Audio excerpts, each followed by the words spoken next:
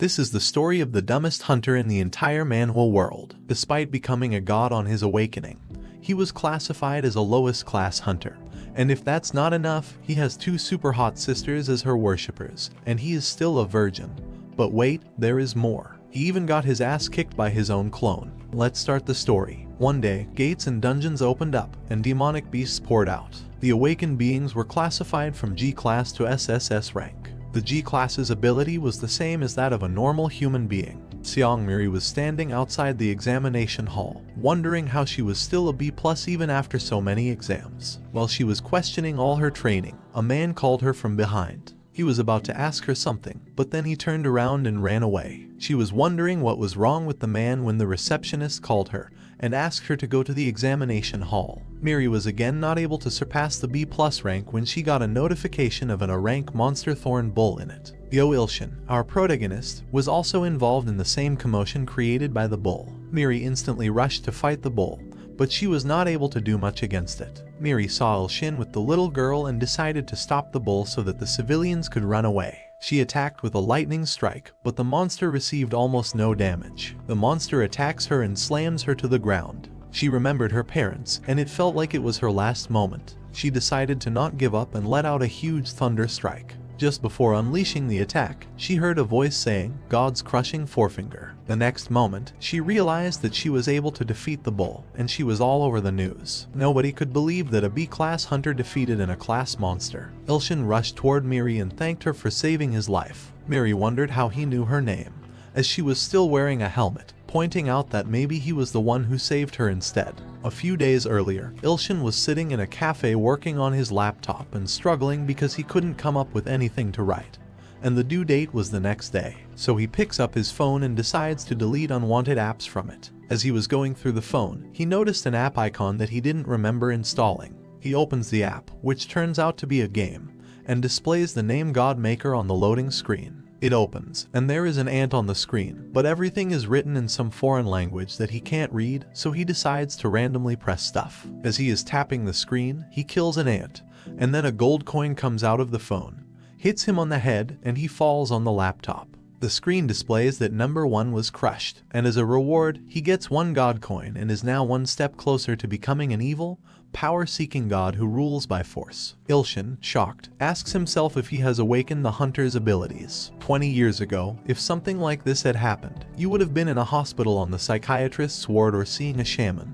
But times have already changed. He goes to the Hunters Association to test himself. His turn comes, and the receptionist announces his name, to which people start laughing as to how funny his name was. She congratulates Ilshin and says the results of the aptitude test have come and that he has gained hunting abilities. He is surprised and thinks he won't even wish to be in the A class. Even if he were in the D or E class, he would still be able to leave his job as a novel author and be a hunter. She tells him that he is a G, which makes him really disappointed. She hands him his report and tells him that his ability is a matter of creation and is written on it. He sadly asks her if, since he is a G class, he isn't any better than a regular civilian, to which she replies with a yes and asks if he wants to apply for a license. He asks her how much a license costs, and she replies $280,000. He thinks that he can't even enter a single dungeon as a G class, so why waste money on a license? As he is walking out of the center, he thinks that he should get back home and write the novel before the boss starts harassing him. It's past 2 a.m., but he can't start writing anything, so he decides to go to sleep and write it with a clear head, but is woken up by a notification on his phone. He opens it, starts playing the game, and gets a bunch of coins. But the next day, when he wakes up, the coins of 1 have merged to form a coin of 100. The mobile app tells him that he has fulfilled the requirements to open the God Store. He unlocks the God Store and buys a chest on the other side. At a conference, a man announces that they have managed to open the first hunter store, and everyone seems happy because now they can purchase items and skills that are different from their classes. He claps and welcomes the S-class creator, Sir Kang-woo, who unlocked the hunter store, and S-class telepathic hunter Seong-mina to clear all their doubts before the president of South Korea, Young Hee-won. The announcer asks Kang-woo to manifest the store. He summons a ball of magic in his hand and chants, and everyone is displaced by its power. It disappears, and the bodyguard asks the president if he's okay. He replies that he is okay but can't see anything, and the bodyguard agrees. The announcer tells them that only the person who activates the store can see it, so Seongmina, with her telepathic abilities, helps them see it. Suddenly, a huge screen with items and their prices appears on the screen, and everyone seems delighted to see this. A man exclaims that he has only heard about these things in myths and legends. Another one says that the lighting god's blessing is worth 3 billion gold, which is around 3 trillion won.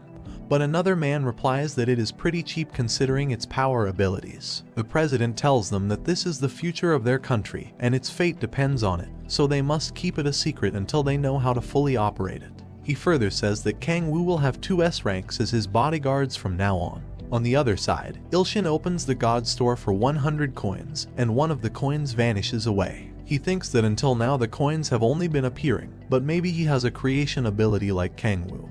But he is a S rank and Ilshin is a G class, so the power difference between them is like that of heaven and earth. A menu opens up on his phone, and he is confused because he can't understand the language. He is also shocked to see the price of the items being in the hundreds of thousands, and he grows sad realizing that he has only collected 300 coins despite playing for the whole night. Suddenly, the screen moves on its own and stops at an item worth 100 gold. He decides to buy it, and the screen displays that he has successfully purchased the blind eye of God. Suddenly his eyes became blurred, he couldn't see anything, and he dropped the phone from his hands. He tries to find the phone but instead stubs his toe and falls back. That's when his vision comes back. He picks up his phone and is surprised to see that he can now read everything.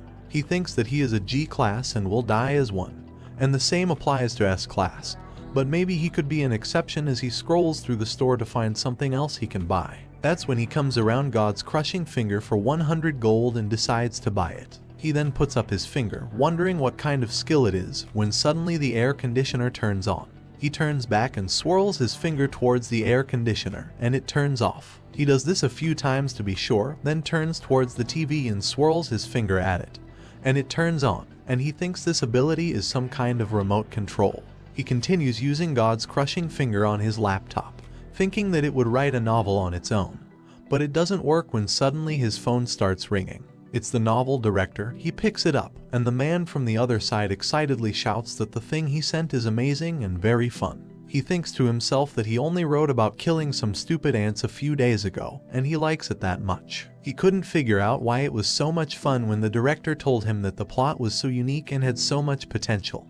But there was one big problem. Ilshin hastily asks what's wrong and says he will fix it right away, to which he replies that the problem is that there's no second chapter. He tells him that he will send it to him in 2 days and cuts off the call. He opens the game and thinks that killing these ants creates such amazing content that he will continue doing it. He starts playing and thinks that he has no grudge against those ants but should kill them for content. As he plays, coins appear and merge into one big coin, and he thinks this is how it works. He picks up the coin and thinks that he has only got 100 coins now, and the cheapest items are at least 1,000 gold, as he scrolls to Growth God's blessing. He thinks it would be better than some authority, even if it's the lowest class god, and says that he gets excited when he hears growth. So he continues playing and decides he will quickly collect 1,000 coins and buy them. But a bigger red ant appeared on the screen, and he couldn't kill it. He tapped the screen continuously but couldn't kill it. He gets excited and vigorously taps his screen, but the ant dodges it every time he gets angry seeing this. He tries very hard, but he can't kill it. He gets frustrated and says that he will kill the rest of them if he can't kill that one. The game screen says that Ilshin's camera has surpassed 800, and he will get the title of Evil God when he gets 200 more karma. It's 3 in the morning, and he is tired and sleepy from playing the game.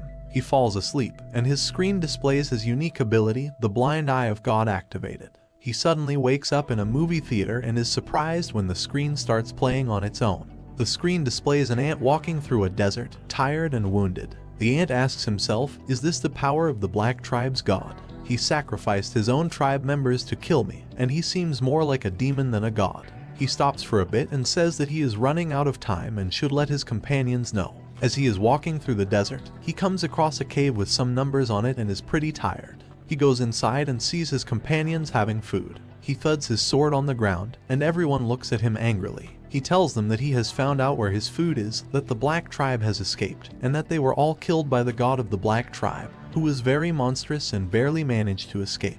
He tells them that they must do something before he strikes again. But everyone laughs at hearing this and says, how could their god be a monster? If he was defeated by their food, then he should have died there. An old ant with long hair and a beard comes into the cave and orders everyone to be silent. And they all go silent at once, standing in respect to him. They bow before him and greet him as the great shaman, Sir 808 of Dawn. He tells them that he felt the presence of the being the other ant told them about, and he is telling the truth. In a fierce voice, he says that they are now in the territory of His Majesty, the Great Emperor, and that an evil god on such grounds should not be allowed and should be eliminated immediately. The shaman puts his hand on the ant's head, where all his wounds are healed, and asks him to lead the way. Everyone stands in support of him, and suddenly Ilshin wakes up scared and confused as to what he just saw, and it feels too real. He is confused about whether he dreamed about an ant or whether an ant dreamed about him. He picks up his phone, and there is the same ant that he wasn't able to kill earlier, and he gets angry seeing it. He decides that he will definitely kill him this time. But a voice from the phone says that nature will defy evil. He is surprised to see an ant that looks like the shaman from his dream when suddenly a beam of light hits him on the forehead and he starts bleeding. Another beam of light hits him, and his phone falls from his hands. The ants celebrate that they have killed the evil god, and their emperor will be overjoyed and maybe let them feast on the holy maiden. As they are congratulating each other, Ilshin starts punching his phone in anger, and the ants run for their lives but are subjected to violent deaths. He breaks his phone screen and gets sad as to why he did it, but the screen displays that he has earned the title of evil god. He cries about his broken phone, then puts it down and looks around to see all the coins he has collected while his forehead is still bleeding. The screen displays that his karma has reached 1000 and that he has achieved the title of Brutal Slayer, an evil god. He asks himself about the Brutal Slayer and the evil god and laughs because he is a nice person even without any laws. He looks at the coins combining and catches sight of a ring between the coins. He picks it up and smells it, and he is taken aback by how good it smells. He gets delighted, and it feels like his head is clearing up, and he asks, is this like the Python site things? He tries it on, and he feels like his body is all new and all his fatigue has disappeared. The phone rings again, and it displays the evil god's eye activated, and it starts analyzing the ring. A screen above the ring displays that it's the Ring of Druids, and number 808 carried it for eternity. It has the life of the whole forest within it, and its specialty is increasing attributes. He says to himself that he didn't expect things to turn out like this, and he looks at his laptop and wonders if it works on other things too. He looks at all the appliances in his home with great concentration, and the blind god's eye shows him the duration of the object's existence and its specialty. He gets serious and thinks he should stop now, and it's as if he's starting to realize reality. He then asks himself, with this new inducible ring and his new analysis power, is he still a G-class? And decides to go to the center for a re-evaluation of the paranormal phenomena. He reaches the center, and the receptionist worriedly asks him if he really wants to take the re-evaluation because the margin of error is less than 1%.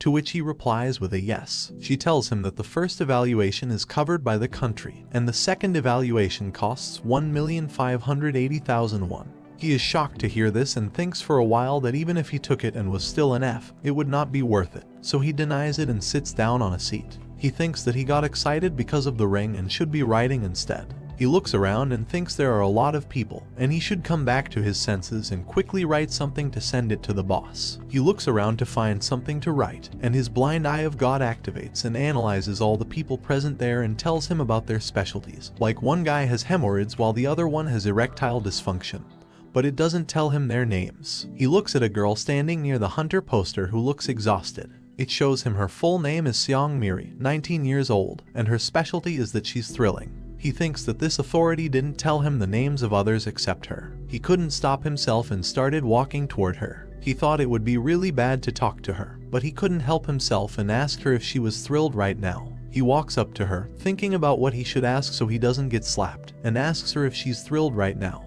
She looks annoyed at him, and he thinks he is screwed. He tells her not to consider him a stranger. He realizes that's what she will think of him, and he says that he is not some kind of weirdo. He starts preparing for getting escorted out by the police and starts thinking of something to get out of this situation. Suddenly his phone rings, and he picks it up to see that it's his sister calling. He thinks this is the perfect moment and runs out of the facility to pick up the call. He happily asks his sister on the phone where he should meet his lovely niece. His sister replies that he gets so excited at the mention of money and asks her not to treat him like an unemployed loafer. He is annoyed and says that just because he likes money doesn't mean he is an unemployed loafer. He says that he understood and is hanging up the call. He thinks that it was a close call, and he would have been kicked out of the evaluation center because of what he did earlier. He can wait one turn before writing. It's evening time, and he's sitting with his niece on a bench in a park. He looks at her and gets excited, seeing how cute she is, and thinks about how his demon sister could have given birth to such a cute girl when his niece asks her what the meaning of dark history is. He remembers what happened earlier and says to her that something like that happened to him today. She asks him to tell her about it, and he looks at her and can't stop himself from pulling her soft, fluffy cheeks. He pulls her cheeks, but she gets angry and shouts, how many times has she told him not to pull her cheeks? He apologizes and thinks it's so hard for him not to do it, but she hates it and gets upset. And when she's upset, she remains like that for at least an hour. What should he do now? His blind eye to God activates, and he starts analyzing her. He displays her name as Ki Seong-yeon, 5 years old, and she wants a chocolate ice cream cone. He asks her if they should go get chocolate ice cream, and she looks really excited about it. They reach an ice cream shop and ask a girl on the counter for 2 ice cream cones, but he looks at the money and tells her to make only 1 ice cream as he puts down a bunch of coins. She gives him a mean look and goes on to make ice cream. He watches as she puts only a little amount of ice cream in the cone and thinks that just because he gave her coins, she is doing it, and decides to use his God's crushing finger. He points at the ice cream machine, and too much ice cream comes out of it. They get seated in a park while his niece eats the ice cream. He asks for a bite, but she refuses when suddenly his phone starts ringing. He takes it out, and it displays a warning. Suddenly, the system window says that cruel slaughter has been activated. A voice from behind the bench says that it will devour the unknown god and become the true demon god. His niece drops her ice cream, and they are both shocked to see a demon charging towards them. Seong-miri comes to rescue them and tells them to run away. Guys, let me remind you that we have already seen this fight in the first chapter. So after defeating the monster later that evening, now that Ilshin is standing on the bridge, he thinks that the monster was after him because his nickname in the god game is also unknown.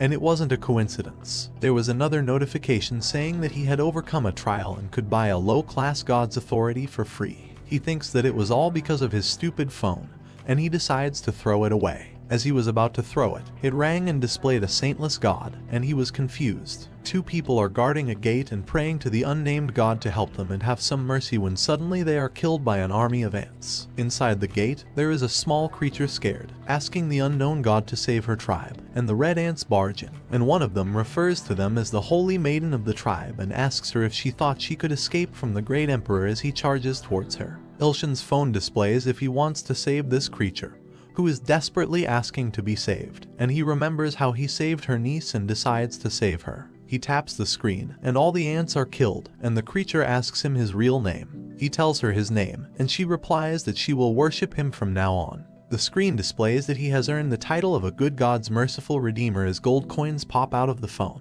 It further says that he currently possesses both good and evil abilities, due to which his title from evil will be changed to neutral, and for achieving the good god title, he will be rewarded with 100,000 gold coins. He gets really happy and excited and says that now he has 108,700 coins. He heads to the store to buy items. He stops at the growing blessing of God and decides to buy it first. He buys it, and a vial with a yellow liquid pops out of the screen. The blind authority evaluates it and displays that it is the body fluid that had been spilled during the training of the Truth Seeker, and the mortal who drinks it will perform up to his maximum hidden potential, and the more a person drinks it, the better it works. He gets disgusted a bit at reading body fluids, so he opens it and smells it, but there is so much smell that he drinks it and thinks it's just an energy drink, but then remembers that the more one drinks, the better it is, so he drinks a lot of it and passes out. The system notifies us that Godmaker's assimilation rate has increased to 5%, and Ilshin's power has also increased. He wakes up at home confused as to how he got there, and his head is hurting. He picks up his phone, and it displays swarming. He looks at his bed, and there are a bunch of ants swarming him. The system notifies users that, due to the increased rate of assimilation, Godmaker's battlefield has been upgraded. He jumps out of bed and heads towards the door, but it won't open when, suddenly, an ant bites him on the foot. He screams in pain and runs towards his window, thinking that it's only the 3rd floor, and even if he jumps out of it, he still won't die. But as he was about to reach the window, it closed, and he hit it head-on and fell to the ground. The ants started attacking him from everywhere. He gets up, covered in sweat, and says he can't breathe. He catches sight of an insect repellent and picks it up. As the ants are celebrating bringing down the evil god, he uses insect repellent and kills all of them. He tries to catch his breath and realizes his body cannot move. He thinks he is going to die. But his phone rings and displays that the high-class god Soundless Nightmare has sent him a gift and asks if he wants to accept it. He presses yes and is surprised to see a red beam of light emitting from his index finger. Outside of the city, Seongmiri is practicing her powers and trying to use the same thing she used to defeat the bull. But no matter how hard she tries, she can't do it. She thinks if she awakens that ability, then revenge will no longer be a dream when suddenly she senses Ilshin is in trouble. His whole house is on fire, and he can't breathe because of the smoke. His phone displays that his inherent abilities of the Soundless Nightmare are being absorbed, but he gets angry since nothing is happening. He tries using God's crushing finger, but nothing happens, and he falls to the ground, thinking that he is going to die, when suddenly the window breaks and Seongmiri comes to rescue him. He analyzed her but couldn't see her name and could only read thrilling. In the next scene, his sister and niece visit him at the hospital, and her niece asks if he's really his uncle and asks her for the password, to which he replies that his sister is pooping, farting, and fat Ajima. She says it's really her uncle, as they are playing with each other. His sister gets angry hearing this and hits him and her daughter when someone knocks at the door. Seongyeon opens the door, but no one's there but a bouquet of flowers. She picks it up, brings it inside, and tells him there is no one there. He thinks it's his novel writing supervisor as Miri watches him from the building opposite the hospital. She thinks that when she defeated the bull and was transported from the fire to the hospital, he was near her. And when she was near him, she could wield powers beyond her limits. She has observed him for 4 days, but she can't understand if he has something that allows her to surpass her limits. She suddenly realizes that she's being a stalker. She decides to go back before anyone sees her watching him, but stops after seeing him move. The holy maiden of the black tribe he saved earlier is holding a fruit, and her tribe members ask her if it's a tribe treasure, and if it's okay to give it away like that, to which she replies that God saved their lives and she must give it as a tribute. He picks up his phone angrily and shouts at the ants. Miri, seeing this, wonders why he is acting like this. He says that he is patient, and why should the ants mess with him further? He sees the holy maiden asking him to accept a tribute.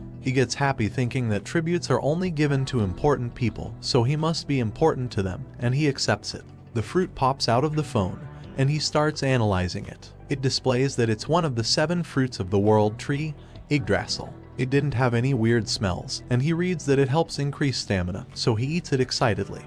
And suddenly blue lightning starts coming from his body. He eats the fruit, but it is too salty, has a weird taste, and is also bitter. After eating it, his body started healing. He gets up from the bed and unties his bandages, and to his and Miri's surprise, all of his wounds have healed. Miri thinks that it hasn't been that long since he got burns all over his body, and they have healed so quickly. What kind of human is he? He picks up his phone, and it displays that the additional ability of God's blessing has been activated, and he thinks he can bestow blessings from the offerings the ants have given him. So he picks up a packet of sugar and pours it on the phone. The ants look confused and ask the holy maiden why their god hasn't responded when suddenly sugar starts falling from the sky, and they all eat it and are shocked at the heavenly taste of it. The screen displays that he has gained 101 true followers, his faith has increased to 1101, and he has received 10,000 god coins. He did not expect so much in return, and it was just sugar. At a market, a man is telling a peddler that he's giving him too little money for the item, while other peddlers are trying to get more customers. 2 people out of nowhere start fighting, and seeing this, Ilshin decides to go somewhere quieter, so he walks on and comes across an alley. He looks inside and finds a shop, while Miri is watching him secretly. He enters the shop, and a woman welcomes him to her shop. He tells her that he has items to sell, and she asks if he's a hunter, to which he replies that he has not gotten the license yet. She tells him to fill out a form and get seated. He sits down and starts filling out the form. He wonders what he should write about the source from which he got the items, when suddenly 3 men enter the shop. He analyzes them with a blind god's eye and discovers that they are low-level hunters. One of the men greets the lady at the shop as Miss Dahai and asks her how she's been. She replies that she's alright and thanks him for always patronizing her shop. The man says that he heard her shop wasn't doing well, so he brought some good items and put a suitcase on the counter. She seemed really excited as she opened the suitcase. Inside was armor. Ilshin analyzes it, and it says it's 25 years old and very weak because some low-level spell has been used on it. The shopkeeper says it has 506 mana and is worth a lot. The men ask her for 300 million won for it. She turns around and says that she will take it out of the locker right now, but Ilshin stops her midway and tells her it's a fake. Hearing this, they grab him by the collar and ask him to prove it is fake. He uses his god's crushing finger and all the mana disappears. The big guy goes to attack Ilshin, but the other one assumes Ilshin to be a high-ranking hunter. They apologize to him and walk out of the shop. Dahai thanks him for letting her know and asks him what he was here to sell. He gives her the Ring of the Druid, and she tells him that it has only 18 mana points and is not worth anything. He gets sad and thinks he wouldn't need to sell it if it weren't for his home repairs, but the blind god's eye authority tells him to give it to Miri, who is nearby. Miri was standing just outside the shop, so Ilshin walks up behind her, calls her, and says that he has something to give her. In the next scene at the evaluation center, she is testing her powers, and everyone is shocked to see her powers. The doctor exclaims that her rank is high, even among the A-rank hunters. She looks at her hands and realizes that it's the ring that Ilshin gave her that increased her powers, and she thinks that he gave it to her like it was nothing. Her sister and 2 other hunters clap for her, but her sister says that she should not be overconfident and that she's still in another man says that she should control her temper and tells Miri that he looks forward to working with her, and that they should run some raids together sometime. Her sister warns her that if she goes around talking about revenge and all, then she will come for her. But Miri thinks that if Ilshin can help her surpass her limits, then revenge won't be just a dream. On the other side, Ilshin is sleeping and dreaming about something. In his dream, he sees a large entity talking from behind a veil. He tells General Kamiri to take Jim's edict and, with the help of the 500,000 troops, take down the evil god of the Black Tribe that massacred 100,000 troops of Hibiscus and Kim. An ant addresses him as the 4th Blade General Kamiri of the 10 Blades of the Emperor, and says that they will follow his command. Ilshin is woken up from his sleep and is confused and thinks it was just a dream. But he realizes that whatever has been happening till now wasn't just a dream, and 100,000 ants tried to kill him earlier. He sits in bed, thinking about what to do when his phone rings. He picks it up and sees a message from Soundless Nightmare that says he needs power. He replies, asking who he was. He replies that he is an immature and feeble god and should sacrifice 100 humans of his kind, and it's better if they have the same blood as him.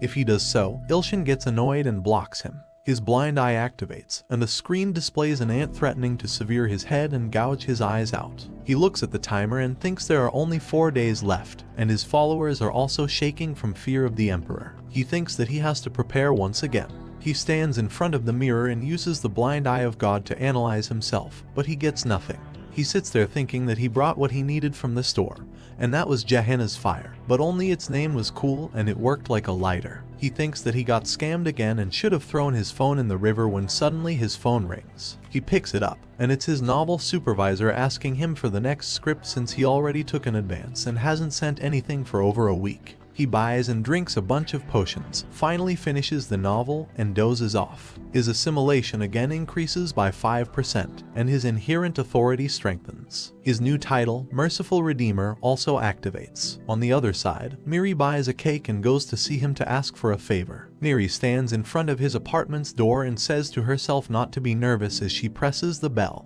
But no one answers. She thinks he is not home, but the door was unlocked, so she enters and sees an empty room with a huge hole in the wall. On the other side, Ilshin's boss is sitting in his office, thinking that he is late again and missed the deadline.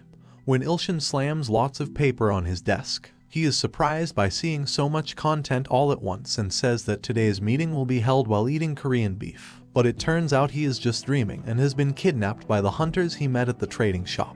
They think, how can he sleep in such a situation? He wakes up confused and shocked, realizes he has been kidnapped, and remembers the men from the hunter shop.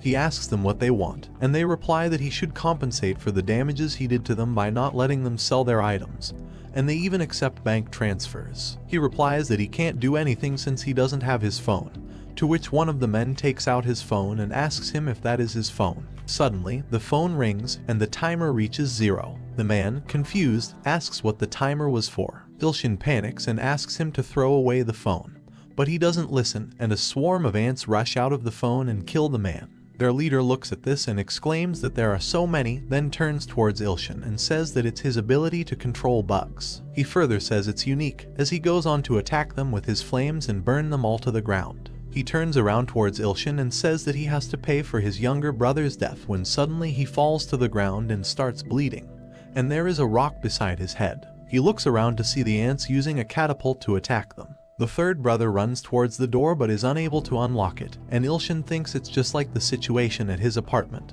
and he is surely going to die this time. The ants attack the third brother with the catapult, and he dies. The ants then turn towards Ilshin and tell him that his subordinates have died, and so will he. As Ilshin is thinking that he is about to die, there is a huge lightning strike, and all the ants are pushed backwards. The smoke goes away, and he is shocked to see Miri standing there. She asks him if he's okay. General Kamiri shouts at Miri as she dares attack the Great Emperor's army and continues killing them. He thinks to himself that to call a follower so powerful means that the evil god is truly the most evil of all and could lay waste to the empire. He further says that he will die today but will take the lives of at least one of them as he draws his blade. The other ants ask him to take shelter and run away, but he prays to the thousand-blade god to grant him his blade. He replies that he must prepare a sacrifice, and he says that he will give him all his men's heads if he agrees. Kamiri cuts all his men's heads off, and Miri and Ilshin are shocked to see this. Kamiri charges towards Miri, and she is surprised at his speed as she prepares to attack. She attacks him with a lightning storm, but he cuts through it and aims for Miri's neck.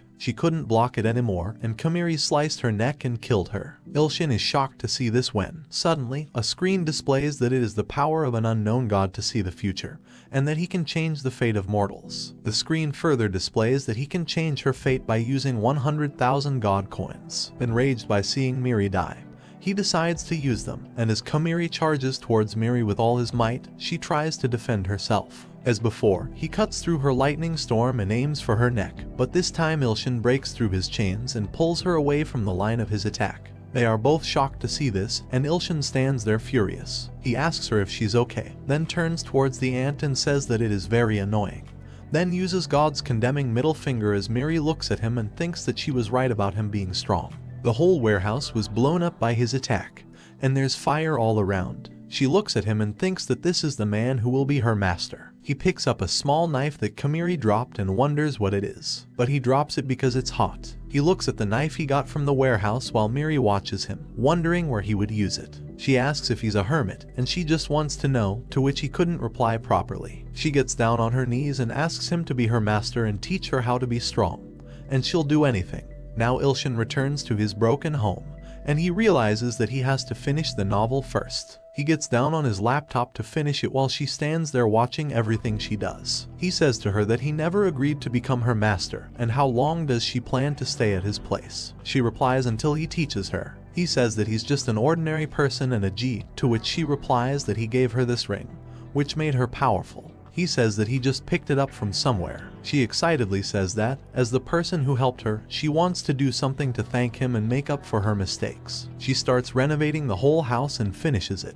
Ilshin is shocked at how beautiful it looks, but she gets hungry after so much work, so they decide to order food. He asks her what she wants to eat, and she replies with black bean noodles. As he orders food, Miri's phone rings, and she says it's an emergency and she has to go. He thinks for a while, and before she leaves, he gives her a potion of the blessing of the growth god, and she looks extremely happy to receive it. She tells him that it was just like Kangwoo, to which he replies that he doesn't know who that is, but if she drinks it, it will help her. She thanks him again and goes on to fight the monster. Ilshin sits down at a restaurant to have some food. The TV in the background shows that a monster has appeared near the Congress Parliament, and is of S rank, and since no hunter was available, the only hunter fighting it right now is the Lightning Empress. Ilshin hears this and is surprised that, despite being in the A class, she is fighting a S-rank monster. Miri saves everyone and tells them to run away while she keeps the monster busy. She asks herself if she will be able to defeat him alone,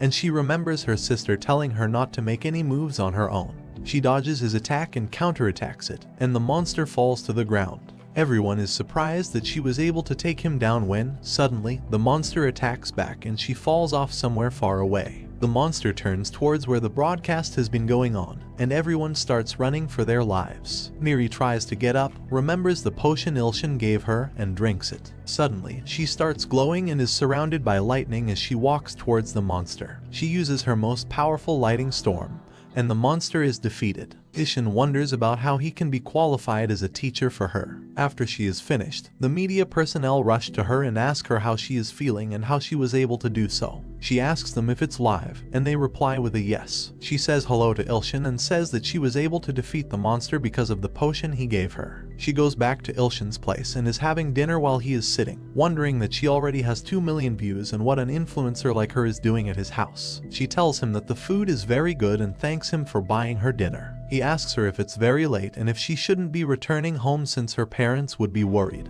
to which she replies that she doesn't have anyone like that in her life. He disagrees with her and says that no parent would ever not care about such a beautiful daughter. She gets sad and replies that her parents died in the Nether Dragon incident. He is surprised and remembers the Nether Dragon incident and how the whole world came together to defeat it. It was a formidable event that took 1 million lives. He offers her another bowl of food and says that she must be tired since she used a lot of energy fighting the monster, and she accepts it happily. His phone displays that he has satisfied the target, and if the target repeats the phrase "I trust you, Ilshin Nim," they will become a follower. He thinks that he doesn't know when another ant attack will happen, and the last time he gained faith, he also got a lot of god coins, so he turns to Miri and asks her to repeat the phrase. She looks confused at first, and he apologizes for asking her that, but she repeats the phrase, and the screen displays that he has gained his first human follower but no coins. A new ability, skill sharing, is unlocked, and it shows that he will be able to share his followers' ability. He gets angry about why he didn't get any coins and shouts that he should have deleted the game.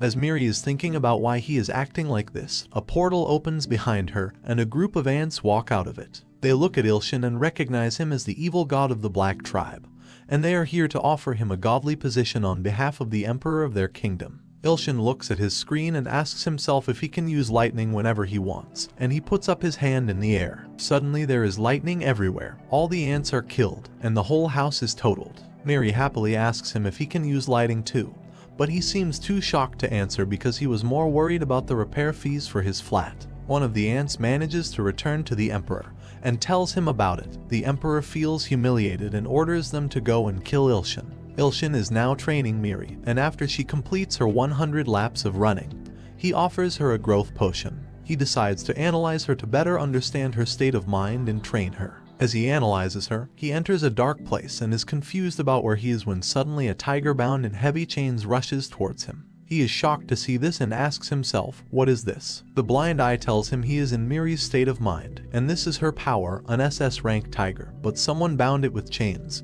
which is why she can't use much of it. He realizes that earlier, while fighting the bull, he momentarily unchained the beast with God's crushing finger. That's why she was able to use her powers, and if he can unchain her again, she will become a SS rank again. He uses God's crushing finger, but only a small chain is broken, and he thinks that it will take very long if it cuts like this. It's evening time, and her training is complete. She thanks him, and he tells her to drink the potion before going to sleep, and she runs away. He thinks that she is already very strong.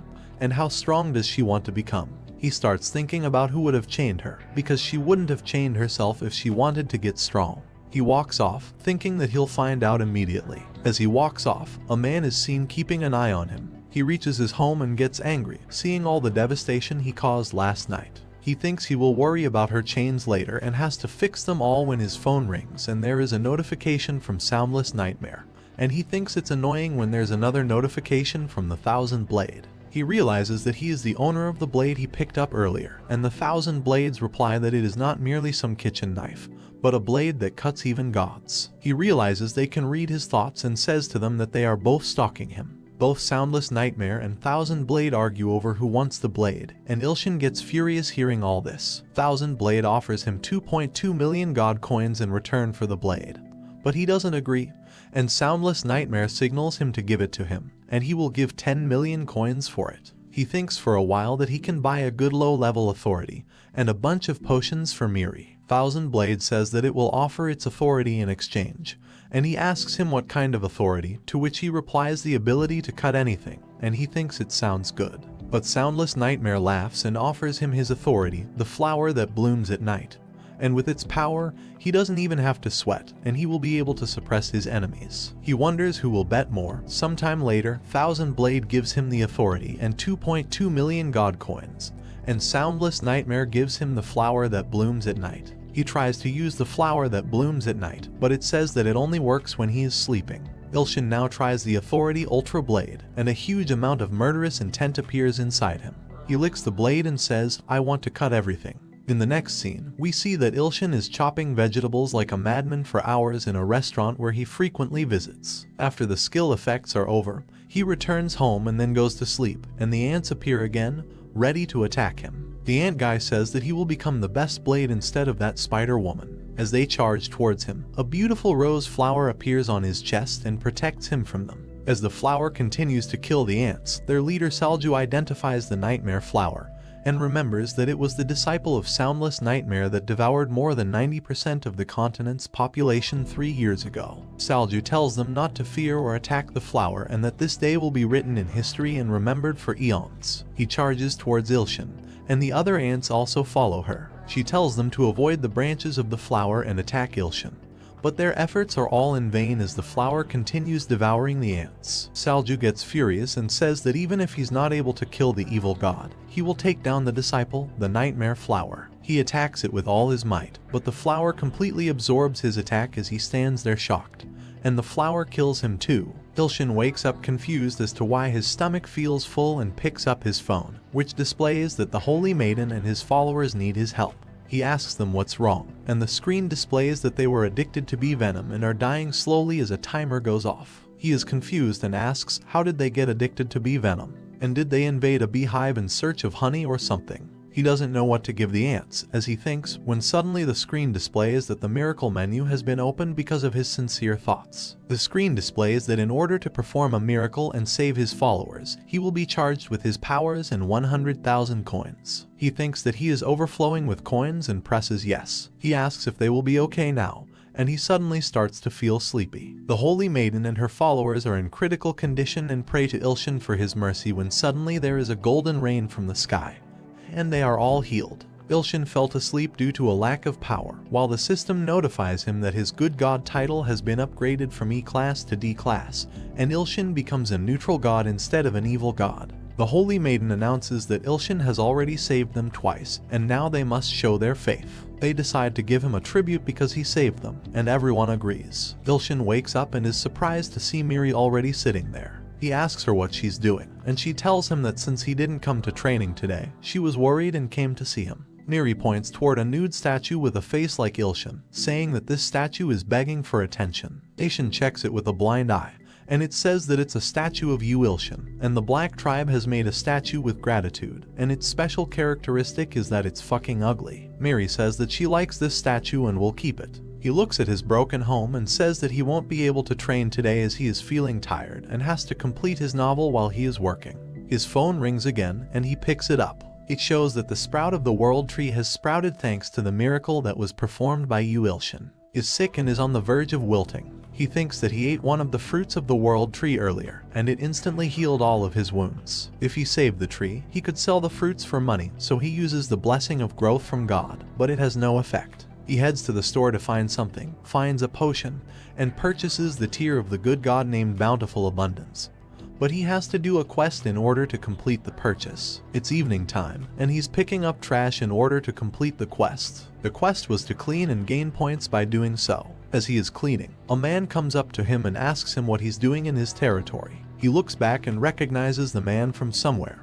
He thinks he is a homeless person and offers him money, but he gets furious at seeing this. He takes the money and says nothing, but Ilshin's quest points do not go up, and he realizes that he is a drunkard. As he is arguing with the old man, he remembers that he is an S-class hunter named Choi Kangson, who used to be a street cleaner. Suddenly, there is some commotion, and a monster appears. And everyone panics and runs for their lives. Ilshin thinks of leaving too, but Kangson grabs him by the collar and says that he likes him and should come along with him as he drags him with him. He tries to explain that he doesn't want to go, but it's too late, and Kangson flies in the air. They land near the warehouse, and Ilshin is passed out. Kangson says that he thought he would at least be a B-class hunter. A monster appears from inside the warehouse. Kangson looks at him and says that it's just a beetlebub and that it will be a good workout for him. The monster looks at Ilshin, who is passed out, and thinks that he is the rumored evil god, and if he offers him to his master, he will be very happy. He He tells Kangson to get out of the way. The kid is his, but he charges towards the monster. As he was about to hit it, Ilshin's nightmare flower was activated, and they both look shocked to see it. The flower eats both the monster and Kangson. He wakes up, is confused about where he is, and is surprised to see Kangson scared, saying that he got eaten by a flower. He decides to leave and calls an ambulance for Kangson, who was smelling like sewers. Suddenly, his phone rings, and it displays that he has defeated the subordinate of the evil god and has brought peace to the world. Hence, he has exceeded the quest requirements. As a reward, he receives the item called Goddess Tears. This potion is used to fix the sprout of the world tree, and he thinks that he will be rich now. The system notifies him that he has successfully revived the world tree and has refuted the revival of the Black Tribe. Due to this, his divine power will increase. A man at the evaluation center says that even after a long break, Kangson was able to take down the monster easily. Another man tells him that he is in the hospital and is not injured from the battle, but he is afraid of flowers. The boss asks him how the project with the Hunters Academy is going, and he replies that it's all prepared and will start as soon as Kangson leaves the hospital. He further says that he will be a good teacher to the Lightning Empress, and he expects great things from them. Ilshin gets back to his home and thinks it's very annoying looking at the second statue the Holy Maiden and her followers made for him, and that it doesn't even look like him. He receives a text from the Holy Maiden, is surprised, and says he didn't believe he would be able to talk with ants through texts. She asks him to save her tribe members. He asks what happened to them, and she replies that they were attacked by the beasts. He gets angry and shouts at them to take him where the beasts are, and they all lead the way for him. After some time, they reach a place, and Ilshin is scared to see an army of cockroaches, which doubles every hour. Ilshin, scared of the cockroaches, runs away, screaming that they are all cockroaches and, on top of that, why are there so many? His followers are in despair and say that they are all going to die, but the Holy Maiden tells them not to lose hope since their god,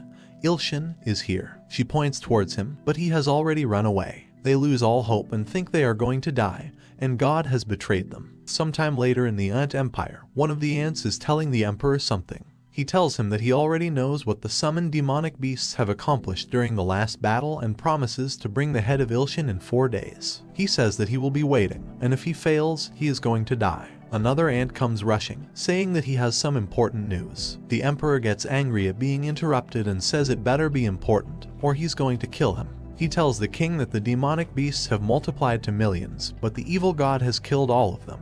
Ilshin had run back to his home to get insect repellents and use them to save his followers. He notices the Holy Maiden standing scared and sad, and he asks her what's wrong, to which she replies, crying that she did not believe in her god and her faith faltered, so she doesn't deserve to be alive, and she asks him to kill her away. He consoles her and tells her that there's no need for that when the screen displays that he has filled in the requirements for acquiring a new ability, the Multiplying Thumb of God, for 100 coins. He thinks it's a pretty good deal and buys it. He then decides to try his new ability, but his phone rings, and he is flabbergasted to see his boss calling him for a meeting. He goes to a restaurant where his boss is seated, and he starts shouting at him for not completing his target and missing all the deadlines. They continued to shout at each other when, suddenly, the demonic beasts attack the Black Tribe. He mistakenly uses the God of Destruction's inherent ability, which causes all of the Black Tribe ants to become bloodthirsty and kills all of the demonic beasts, receiving 3 million white gold coins. As he is walking home drunk, he is going through all the notifications, and it says that he can get an ability for free from the goddess Bountiful Abundance because of his title of Merciful Redeemer upgrading to C rank.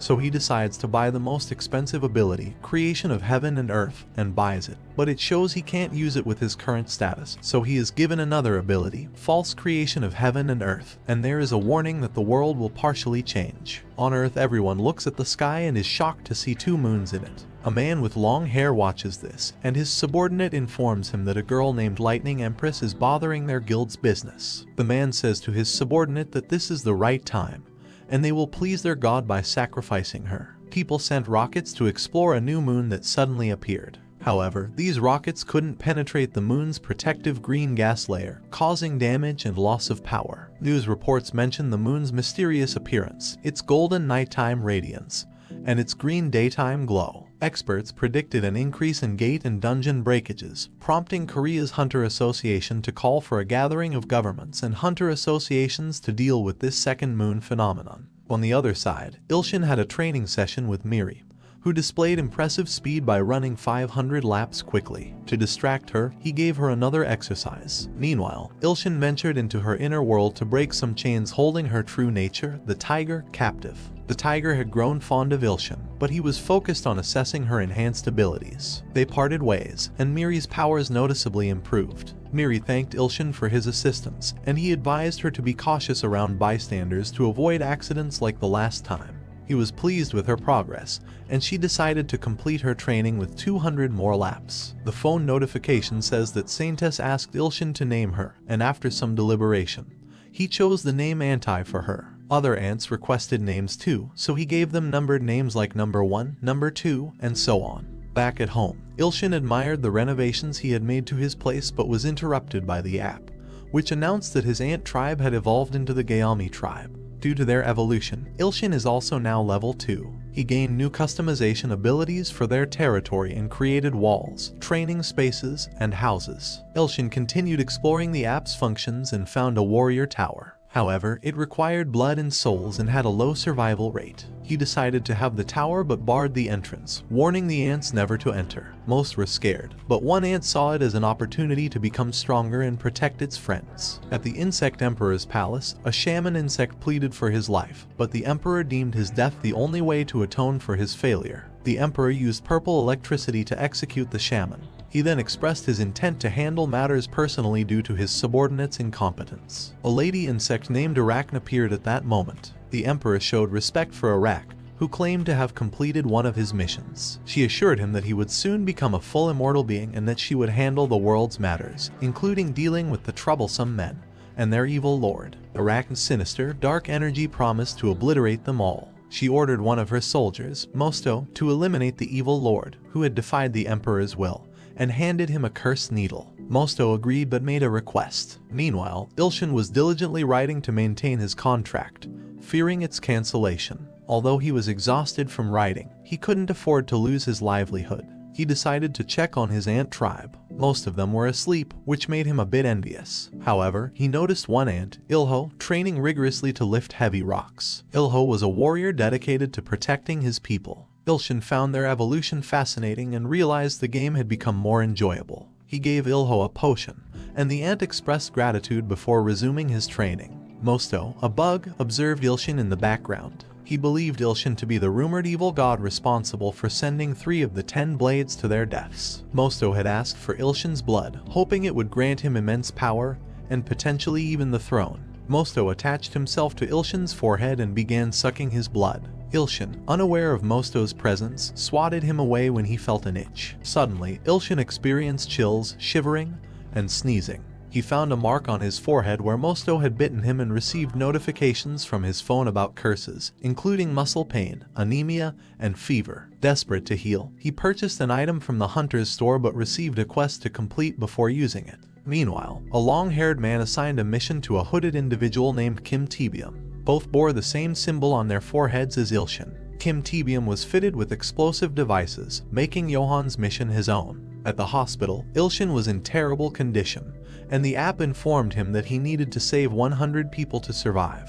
Despite considering it impossible, he encountered a terrorist named Kim, who held a nurse hostage and demanded obedience. Miri was also present but couldn't use her powers due to the hostage situation. Ilshin found himself in a perplexing situation at the hospital. The terrorist recognized the symbol on his forehead, thinking that the Ilshin was a comrade sent to help him. Miri, however, was shocked to see him there and asked what he was doing. The terrorist, on the other hand, believed Ilshin had come to assist him and called out for his help. Ilshin was confused and began to piece together the situation. The hospital grew tense as the argument between Miri and the terrorist escalated. The terrorist insisted that Ilshin was Johan's right-hand man and planned to offer a sacrifice to the Lord of Destruction's descent. Miri disagreed, asserting that Ilshin was her teacher. Ilshin felt his condition deteriorate and cried out for help, but his voice was drowned out by their argument. The terrorist wearing explosives threatened to detonate them if Miri took any action, endangering the hostage and bystanders. He continued to spout cultish beliefs about the significance of the sacrifice. Ilshin's abilities began reading the terrorist's memories, revealing that Johan had ordered this act to create fear before the sacrifice. Realizing the gravity of the situation, Ilshin disarmed the terrorist's bombs using his heavenly forefinger ability, and instructed Miri to attack. With her powers, Miri incapacitated the terrorists. However, as Miri turned back to Ilshin, he collapsed, and a curse of necrosis activated, causing his forehead symbol to emit a green aura. Miri desperately tried to revive him, but he lay there exhausted and afflicted by the curse. In another realm, Ilshin heard a voice labeling him a newborn god and condemning him to eternal suffering and endless deaths for interfering. He brushed off the threats as petty, and a monstrous nightmare plant attacked and killed the big-headed demon-like monster and its guards. The system says that instead of 100 Ilshin, it saved 1238 people. Back in the hospital, Ilshin woke up to find Miri by his side, relieved to see him recovering. His cursed skull symbol had disappeared. The medicinal elixir was already in his mouth and had worked wonders in healing his near-fatal condition. The app also awarded him a portion of the Lord's power he had encountered. Meanwhile, Johann and his subordinate discussed the terrorists' failure and their need for Ilshin. Johann sensed the unique strength of Ilshin's aura and gave his subordinate 4 days to eliminate the hunters and bring Ilshin to him. Ilshin, now fully recovered, was enjoying a much-needed rest when he received a notification. Ilho, the warrior ant, urgently required his help and requested some of the potion Ilshin had given him earlier. Ilshin was shocked to find Ilho lying immobile on the floor. Ilho had taken on the challenge of the warrior tower, which Ilshin had forbidden for everyone. He did this to gain the strength needed to protect his tribe. However, his first trial on the tower's first floor, known as the Trial of the Rock, proved overwhelming. Ilho had overestimated his newfound power after leveling up with the potion Ilshin had given him.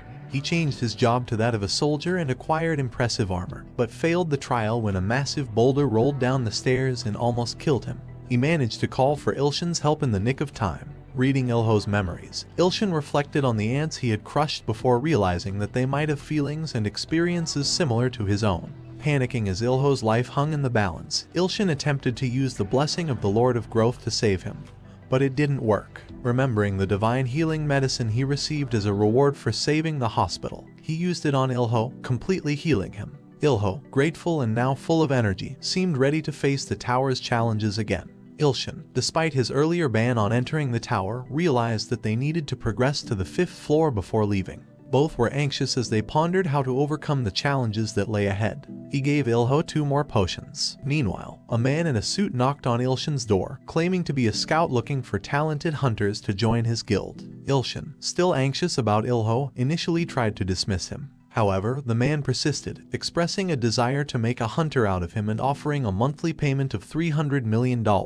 He also mentioned additional benefits, like a 70% cut in rewards from hunting monsters. Ilshin was briefly enticed by the idea of wealth and luxury, but then his blind god's authority activated, and he received a notification stating that the man worked for the Lord of Destruction. Realizing the man's true intentions, Ilshin became angry and reluctantly agreed to go with him to avoid confrontation. As Ilshin contemplated his predicament, Ilho faced the tower's challenges once more. He confidently tackled the Trial of the Rock, shattering the boulder with a powerful punch. He received the Blessing of Rock and prepared for the next challenge, the Trial of Wind. Back in Ilshin's place, Kim continued to persuade him to join the guild, but Ilshin was increasingly wary of the man's sinister nature. Ilshin went in the bathroom to take a break, and when Ilshin tried to call for help, Kim unleashed a powerful blast that knocked the phone from his hand. Cornered, Ilshin realized there was no escape from this menacing individual. As Kim began to relax, he repeated his question to Ilshin, asking who he was trying to call. Ilshin replied with a lie, saying he was trying to reach his publisher. However, Kim didn't believe Ilshin's lies. Suddenly, Ilshin felt a powerful blow to his stomach,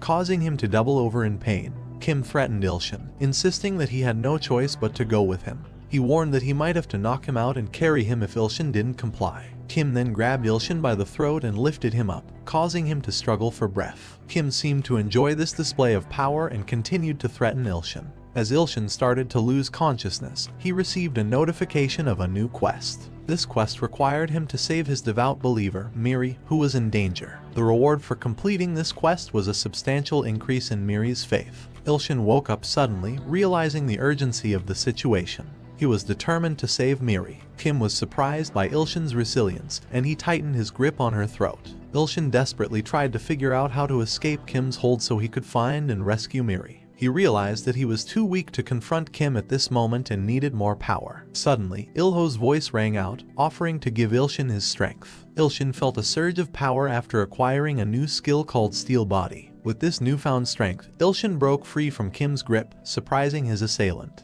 Kim took a defensive stance, realizing that Ilshin was no ordinary opponent. Kim removed his jacket and commented on the unexpected difficulty of this mission. He revealed that his guild's mission was to eliminate the Lightning Empress, implying that Ilshin's quest to save her was in direct conflict with his own mission. Taunting Ilshin Kim, he challenged him to attack first. Ilshin took the bait and unleashed a powerful punch, but Kim easily dodged it. Kim observed that Ilshin lacked the skills of a trained martial artist, noting his lack of guard and random punches. Kim activated his aura and concluded that Ilshin was a novice in martial arts. As Kim prepared to launch a counterattack, Ilshin surprised him by grabbing his head and squeezing it with tremendous force. Kim's nose bled, and his teeth fell out as he struggled to regain his composure. Ilshin raised both hands, ready to deliver a final blow, slamming Kim's head onto the ground. However, amid the chaos, Ilshin couldn't forget about Miri. He attempted to call her but received no response, leaving him fearful for her safety. Desperate for help, he yelled at the god system, asking for assistance in locating Miri. The notification system responded by activating the believer management system, leaving Ilshin bewildered. Meanwhile, a man with a vacant expression on his face approached Miri. This man was a sword demon utterly obsessed with swords, and he dragged a bloodied sword to the ground. Miri, teetering on the brink of death, whispered pleas for her teacher's help. As she spoke, the sword demon raised his sword, preparing to strike her. Ilshin learned about these events, realizing they were yet to occur. This wasn't the first time he had witnessed Miri's death in a vision, which meant she was still alive and could be saved. A notification asked if he was willing to use the Lord's authority to save her life, and without hesitation, Ilshin agreed. Before intervening, Ilshin remembered the sword demon and retrieved a knife known as the Thousand Blade. Despite its small size, it had a menacing appearance. The notification informed him that changing Miri's destiny would cost 100,000 coins, and Ilshin began to emit a radiant yellow energy. A portal materialized before him, signifying an impending miracle. On the floor, Miri, battered and bruised, confronted the sword demon, questioning his motives. He explained coldly that killing her was his duty, devoid of any emotional attachment. Suddenly, he sensed something amiss and leaped back in alarm. Ilshin materialized behind him, his presence previously undetected by the sword demon. Furious, Ilshin shouted his intent to dismember the sword demon, startling both the sword demon and Miri. He is being influenced by the seemingly inconspicuous Thousand Blade. Ilshin repeated his desire to carve the sword demon into pieces. The sword demon assumed a defensive stance, reflecting on the effort it took to reach his current position. Curiosity led him to inquire if Ilshin was a friend of the Lightning Empress. Puzzled by Ilshin's choice of a seemingly insignificant knife, he questioned the credibility of Ilshin's threats. Ilshin's retorts infuriated the sword demon, who readied himself for battle, releasing his aura as he prepared to attack. With a menacing charge, he unleashed a devastating strike, believing it to be lethal even for S-class hunters. Yet to his shock, Ilshin deflected the attack effortlessly with his fruit knife, leaving the sword demon bewildered. The sword demon channeled more aura, assuming that he had underestimated Ilshin.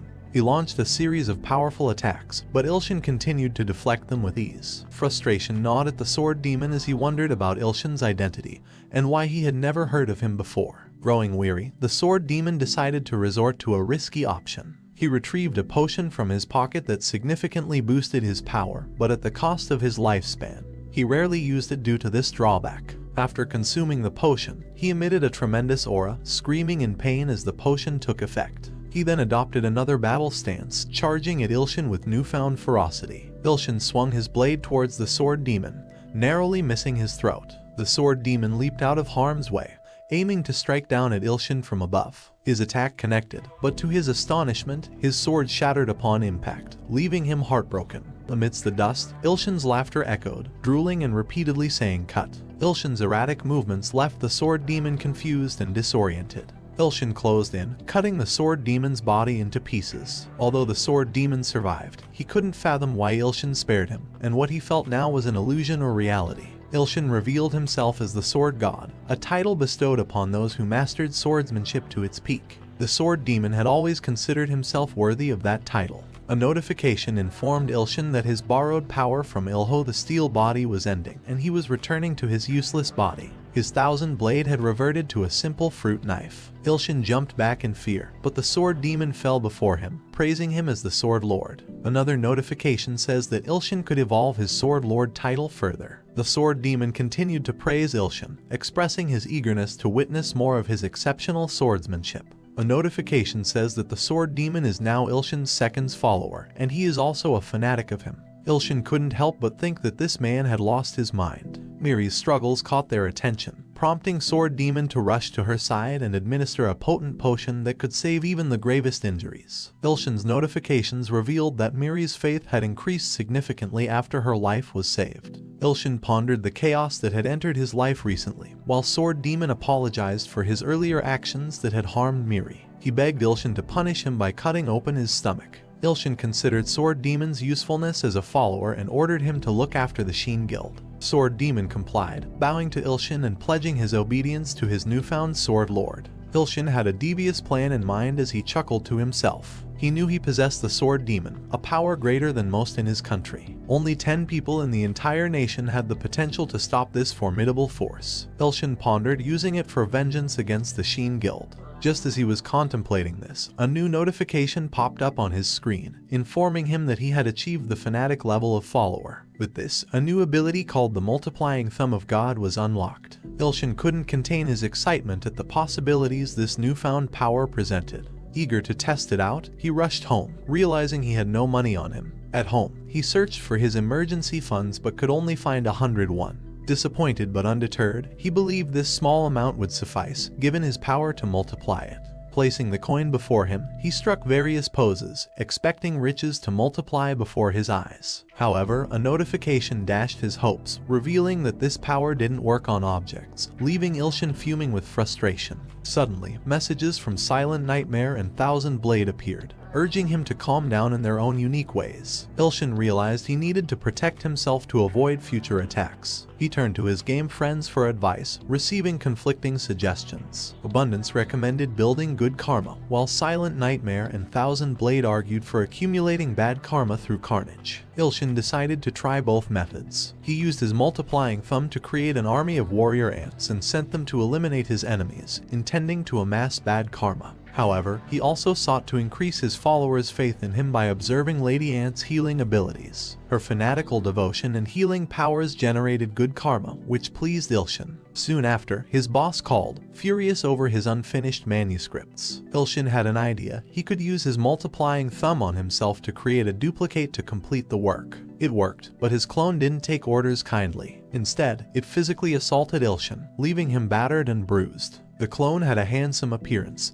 and the clone equipped himself with the title of Evil God and went into the ant world. In another realm, Ilshin's ants faced formidable foes, their numbers unable to compensate for the difference in power. Ilshin's clone appeared there and annihilated them effortlessly. On the other side, Arachne, their leader, learned of their defeat and the formidable foe they faced. She contemplated summoning the Emperor and the 10 Swords despite the risks of leaving their territories vulnerable to attack. A butterfly guy who was listening to all these plans decides to take this matter into his own hands. Meanwhile, Ilshin, recovering from the beating his clone gave him, received a message from Bountiful Abundance, who expressed an interest in meeting his other handsome self and asked him to fix a date for her. As he checked his phone, he discovered he had missed over 100 calls from his boss. His contract had been terminated, leaving him in a state of fury and despair, fearing that his writing career might have come to an abrupt end due to his evil clone's actions. The app notification says that a lot of good things happened in Ant World, and he gained a shitton of dark and white coins. Ilshin was desperate to save his job, so he quickly typed up something in an attempt to salvage it. As he focused on his work, he received a notification that one of his fanatical followers, Sword Demon, needed his help. There was a promise of a reward, but Ilshin was determined to prioritize his work. However, more notifications flooded in, indicating that he was about to connect with the Sword Demon's thoughts. Unable to stop it, Ilshin found himself experiencing the Sword Demon's situation. The Sword Demon was chained underground and interrogated by a woman named Chialmi from the Sheen Guild, blessed by the Lord of Destruction. She possessed flame-controlling abilities and sought information from the Sword Demon, promising a painless death in return.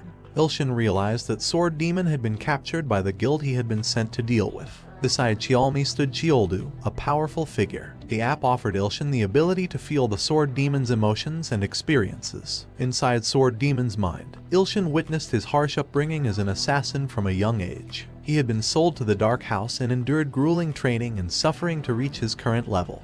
The sword demon had become rivals with Xiaomi and Xioldu, fellow cold-blooded killers with whom he shared a common goal: becoming the best assassin. Friendship was impossible in their world, where achieving excellence was paramount. The sword demon thought that he had already reached the pinnacle of the sword until he met the true sword god, Ilshin. Back to the interrogation. Xiaomi pressed sword demon to reveal the identity of those who ordered him to attack the Shin Guild and why he had betrayed them. Despite cruel torture, Sword Demon remained loyal to Ilshin. Frustrated, Xioldu threatened to kill him even though Xiaomi mentioned Priest Johan's interest in a live capture for sacrifice. The Sword Demon believed he had failed Ilshin, and this realization haunted him. Touched by the Sword Demon's emotions and understanding him better, Ilshin decided to intervene. He activated his steel body skill, rushing to the rescue just as Xioldu prepared to deliver a deadly blow. Ilshin's timely arrival caused Xioldu's punch to miss, leaving him bewildered. Ilshin introduced himself briefly and focused on saving the Sword Demon.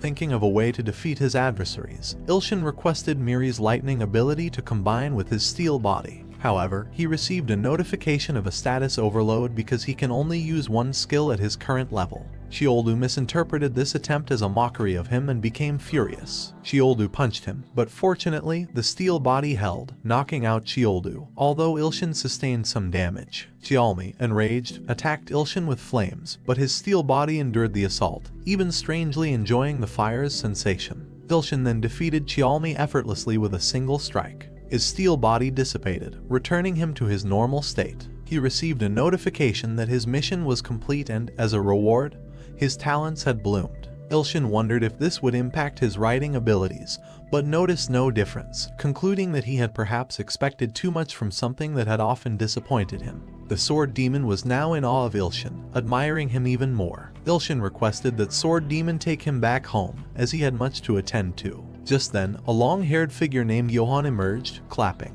The Sword Demon warned Ilshin about Johan, the cause of their troubles. Ilshin, feeling uncomfortable and perplexed, noticed Johan was entirely naked, and his sight ability hinted at a sinister purpose. Ilshin was very angry because he had encountered a wild pervert. Johan expressed his excitement about meeting Ilshin, calling him a fellow apostle. But just as they were getting close, the Sword Demon jumped between them, pushing Johan away and warning him not to come any closer. This irritated Johan, and he angrily slapped the demon, sending it flying. Ilshin was amazed by Johan's incredible power and began to worry that Johan might pose a serious threat. Confused by Johan's reference to calling him an apostle, Ilshin wondered how he had managed to defeat one of his followers so easily. He grew increasingly annoyed, and in his frustration, he threw a punch at Johan. Just before the punch landed, Ilshin shared Miri's lightning strike ability, causing his hand to crackle with electricity. He was determined to defeat Johan with a single blow. Meanwhile, a butterfly-like follower of Mistress Arachne had decided to weaken Ilshin by targeting his followers first. He believed that if Ilshin had fewer followers, he would be easier to defeat. The butterfly guy reached the tribe's village, catching Ilshin's followers off guard.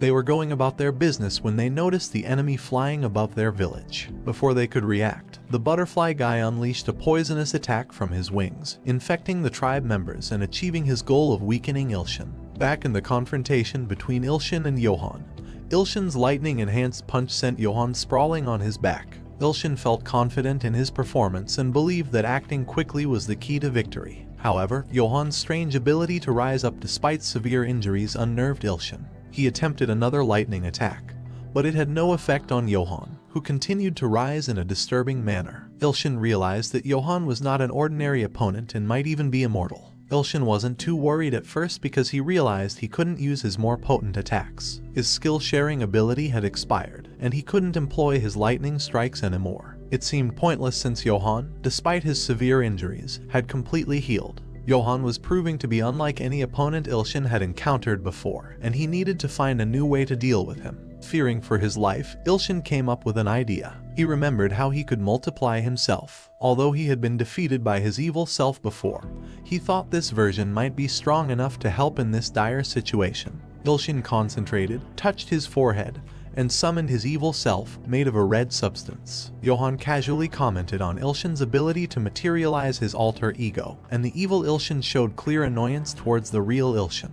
Ilshin hoped that his evil self wouldn't beat him up again and decided to remain silent this time. However, the evil Ilshin noticed Johan and expressed concern about the situation. When Ilshin asked him to do something, the evil version explained that their tribe was under attack and in serious trouble. He emphasized that if Ilshin's followers died, all the powers of the Lord would disappear, making it crucial to take action. Johann gets frustrated that he was being ignored. He charges up purple energy and fires a beam at them. The evil Ilshin dodged, but the real Ilshin got hit and ended up on his back. Ilshin advised his evil self that there was no point in saving the powers if he died. Unexpectedly, the evil version turned toward Ilshin and instructed him to deal with Johann and burn him to a crisp. Confused, Ilshin watched his evil self vanish into thin air, leaving him hanging. Ilshin was shocked by this abrupt departure, feeling abandoned by his own alter ego. Meanwhile, Johann was amassing even more of the purple energy, preparing for another devastating strike. Ilshin was left trying to decipher what his evil self meant by burning him. Then he remembered he had powers of his own, including a powerful middle finger attack he had forgotten about. It dawned on him that this attack might be one of his strongest and could be the key to defeating Johann. Ilshin dramatically extends his middle finger, shouting a manly battle cry, but only a small flame emerges. As Johann prepares for a final blow, Ilshin devises a new plan. He uses his thumb for multiplying to create multiple tiny flames and hurl them at Johann. To his surprise, Johann merely giggles as the flames tickle him. Ilshin's confidence wanes after realizing his evil self's advice might not be as clever as he thought. However, a sudden turn of events occurs. Johann, seemingly invincible, experiences pain as his regeneration ability fails. Ilshin's app reveals an additional feature, Gehenna's firework, which causes flames to consume their targets. While pleased, Ilshin wishes he had known about this sooner. Johann retaliates with a heavy head-pressing attack. Meanwhile, the Butterfly Man poisons Ilshin's tribe, blaming their protector. Suddenly, a portal opens, and evil Ilshin rushes through it, defeating the Butterfly Man with a single punch. Yet his followers lay dying, prompting real-world Ilshin to panic. He was feeling as if every bone was broken after being beaten. His app offers the ability to heal his followers, which Ilshin thinks to use on himself, which surprisingly fully restores his health but costs 10 million coins. He then saves all his followers and receives the same amount of white coins as a reward, which he spent on saving them. Johann, shocked by Ilshin's recovery, sends another attack, but Ilshin, now fully charged, deflects it with his skill-sharing ability. Johann vows to offer Ilshin as the highest grade offering to his god and mentions the arrival of the god of destruction. A huge demonic eye appears from above, which is the body of the other god. Ilshin realizes the gravity of the situation and attempts to use his heavenly crushing forefinger, but his app denies the request. Johann suddenly feels a huge amount of pain because the god of destruction is using him as the medium to descend on Earth. As the ceiling collapses, the god's demonic energy approaches Ilshin, who prepares for his end. Suddenly, he's transported to another dimension, recalling a dream where he was a benevolent immortal. In the midst of his vision, Ilshin stands before a colossal sword and beseeches the Great Lord for power to exact revenge for both of them.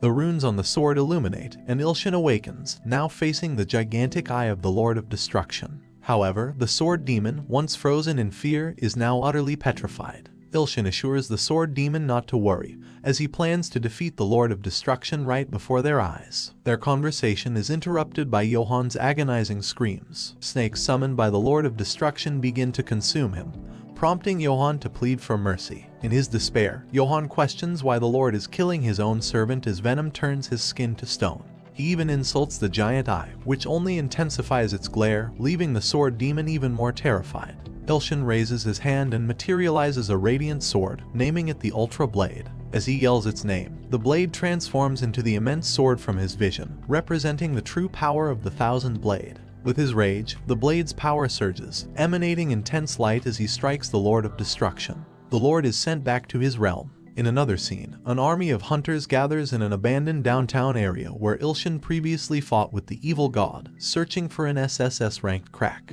They are concerned that if an SSS-ranked creature emerges, the entire country could be in jeopardy. They were able to find Jonas amidst the rubble. Hio, the director of the Hunter Association, questions Johann, who survived the battle with Ilshin. Johann's age has rapidly increased due to the encounter. Hio calls an ambulance for him. Jonathan remembers the battle between Ilshin and the Lord of Destruction, realizing Ilshin's unmatched power. Somewhere in a dungeon, a massive dead dragon lies with a girl named Mina standing atop it. Her comrades are surprised by her mind control ability, which she used to defeat the dragon. They question if she is truly S-ranked, given that dragons are usually resistant to such abilities. Annoyed, Mina orders her comrade to use the return stone, leaving him puzzled about her dissatisfaction despite clearing an S-rank dungeon without casualties. Back at Ilshin's home, his niece patches him up and notices the sword demon in the room. Ilshin casually asks if the bathroom door is fixed, and the sword demon proudly confirms it. Ilshin considers the sword demon's eccentricity, believing he might be the only one who can tolerate him in his apartment. Ilshin asks the sword demon to go and clear up the remnant of the shining guild of that perverted bastard. The sword demon informs Ilshin that an S-ranked hunter named Mina and her team are launching an operation against the Shining Guild. Ilshin speculates about Mina and her possible relationship to Miri, a girl with the same family name. He thinks that those two aren't related because they have different body types. He then decides it's time to return her niece to her mother. A notification informs Ilshin that his good deed score increased by 1 million points after defeating a portion of the Lord of Destruction. However, he discovers that the demonic eye represents just 1% of the Lord's total body. Another notification reveals a promotion quest with two options, a low-rank Good Lord promotion quest or a low-rank Evil Lord promotion quest. Ilshin is dismayed to learn that he must complete both quests by either gaining 1 billion followers or absorbing the strength of 10S ranked individuals for the Good Lord quest or killing 1 billion people or 10S ranked individuals for the Evil Lord quest. He expresses annoyance at the lack of a real choice between the quests. As Ilshin reads the notifications on his phone, he recognizes that both of the quests are of hellish difficulty. An idea strikes him. Since he needs to complete both quests, he can manipulate the gods from both sides to compete against each other, ultimately fulfilling the quests. He smirks at his seemingly brilliant plan. But all the while, his niece watches him grow increasingly concerned as he descends into what seems like madness. Ilshin arrives at a hospital in search of Miri's room, and she welcomes him in. He's concerned because her voice sounded rough, but to his surprise, she's doing push-ups, explaining that she got bored of lying around. Ilshin asks if she's feeling better, and she replies positively, mentioning that her scars have nearly vanished. She suggests showing him her improvement, and just as Ilshin is about to question what she means, she starts to remove her bandages, leaving him shocked. Their unveiling is interrupted by a loud yell, and they turn to see a masked girl who berates and slaps Miri for getting undressed in front of Ilshin. Confused, Ilshin wonders who this woman is. Miri is in pain from the slap, and the girl turns her fury towards Ilshin, demanding to know the nature of his relationship with her younger sister. Miri quickly intervenes, calling her older sister rude and introducing Ilshin as her teacher. Mina, the S-ranked hunter, is baffled, wondering how this scruffy-looking man could be a teacher at the Hunter's Academy. Mina takes a closer look at Ilshin, asking about his rank. Before he can answer, she assumes his rank is insignificant because he appears weak. Miri defends Ilshin, claiming he's stronger than Mina, which confuses them both. Miri continues, stating that Ilshin may not be famous but is still exceptional. Mina inquires again about Ilshin's rank. Before he can respond, Miri signals him to lie about being a PE teacher at the academy. Ilshin complies, leading Mina to wonder why she's never seen him before. Mina finally removes her hat, revealing her stunning beauty. She advises Miri not to be arrogant, despite her rank advancement. Mina uses her mind control ability on Miri, demonstrating her superiority while also inflicting pain.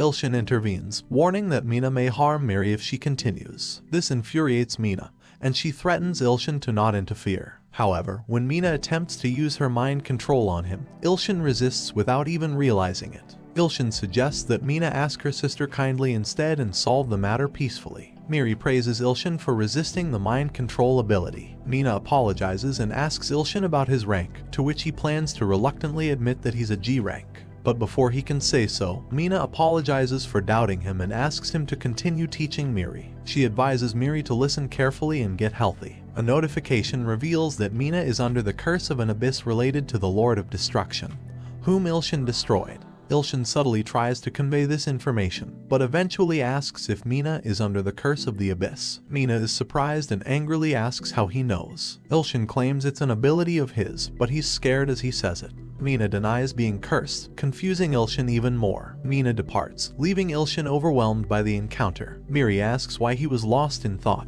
but he brushes off her question, suggesting they go to the rooftop as planned. Miri agrees enthusiastically. Ilshin, in Miri's mind, stands before the chained tiger, attempting to break its chains. However, he's still unable to do so despite his increased strength. He contemplates the significance of breaking all the chains and the potential strength Miri could provide. Ilshin suggests they stand on opposite sides of the rooftop, and as they do, a notification informs Ilshin that Miri is brimming with excitement and is close to reaching S rank, but her abilities are partially sealed. Ilshin focuses on her to get more information, and Miri blushes. However, he suddenly realizes why the seal hasn't broken. He asks Miri where her older sister went, leaving her puzzled, and Ilshin realizes he needs to have a serious conversation with Miri's guardian. Johan, the priest, finds himself imprisoned on an isolated island in the midst of a raging storm. He reflects on his life and how he was deceived by the promises of the Lord he once served. He realizes that the voice he heard from this Lord, which seemed like a miracle when he was desperate, was nothing but a lie. His disappointment and anger grow as he contemplates his past actions. However, Johan also realizes that meeting Ilshin was a unique opportunity. He sees Ilshin as a true savior, unlike the false promises of the demon lord he once followed. Johan fervently prays for forgiveness for his past misdeeds and asks to become a follower of Ilshin. He believes that his purpose in life is to follow someone, and if he can follow someone as righteous as Ilshin, it would be worth it even if it meant his death. As he prays, Johan receives a notification that he has become a follower of Ilshin. This news fills him with excitement and gratitude, even though he knows he is a sinner who committed terrible crimes. However, his joy is short-lived as a masked figure suddenly appears in his cell. Johan is surprised because the facility is supposed to be nearly unbreakable. The masked person points a finger at Johan and expresses anger for his attempt to harm her younger sister, Miri. Johan is confused and does not understand the reference to the abyss. The masked person produces intense energy that inflicts excruciating pain on Johan, causing him to crumple and writhe in agony. Meanwhile, at home, Ilshin contemplates how he can meet with Miri's sister Mina and discuss important matters with her. He is relieved that the peculiar follower, the sword demon, has left his place, although he doubts that he's gone for good. Ilshin checks his app and discovers that Johan has become his follower. He is surprised because Johan had initially been against him. Ilshin also learns that Johan was an S-rank hunter, bringing him closer to his goal of gaining 10 S-rank followers. However, his satisfaction is short-lived, as he receives another notification that Johan has died. Ilshin is shocked and wonders how this happened. The app says that Ilshin can absorb the offerings of his dead believer, but it will cause immense pain. Despite the potential pain, he accepts the offerings, leading to excruciating agony as his body feels crushed and destroyed repeatedly. After enduring the pain, Ilshin is left in a state of shock and confusion. He searches for news related to Johan's death and finds information about a person behind the black market who died of heart failure in prison. Ilshin deduces that this must be Johan. Although Ilshin tries to convince himself that Johan's death was for the better, he can't help feeling conflicted about it. Ilshin decides to take a break from the chaos and focus on writing. He writes 10 chapters but receives negative comments that disappoint him. Frustrated and feeling like a failure as a writer, he contemplates finding a new job. However, his thoughts are interrupted when Miri knocks on his door, asking for a favor. Miri, in her desperate plea, kneels down dramatically, asking Ilshin for a difficult favor. Ilshin is instantly charmed by her cuteness and agrees to help her without even knowing what the favor is. His willingness to help immediately boosts Miri's faith in him by 10 points. However, Ilshin starts to feel uneasy about what he's just agreed to, sensing that he may have been tricked into something he won't like. The next day, Miri reveals her request. She needs Ilshin to pose as her guardian at the Hunter Academy. The principal has complained about her numerous unexcused absences, and she needs someone to represent her interests and resolve the matter. Ilshin understands why Miri wouldn't want her sister Mina to handle this situation due to her eccentricity. Miri suggests that Ilshin wear a suit or high-end tracksuit to appear more presentable, offering to buy him the attire herself. Ilshin declines, stating that he doesn't attend many occasions requiring such clothing. Miri insists on wanting her teacher to look good and show the world how cool he is. Ilshin feels conflicted about the fanaticism that seems to grow among those he helps. They hurry to the Hunter Academy for their consultation.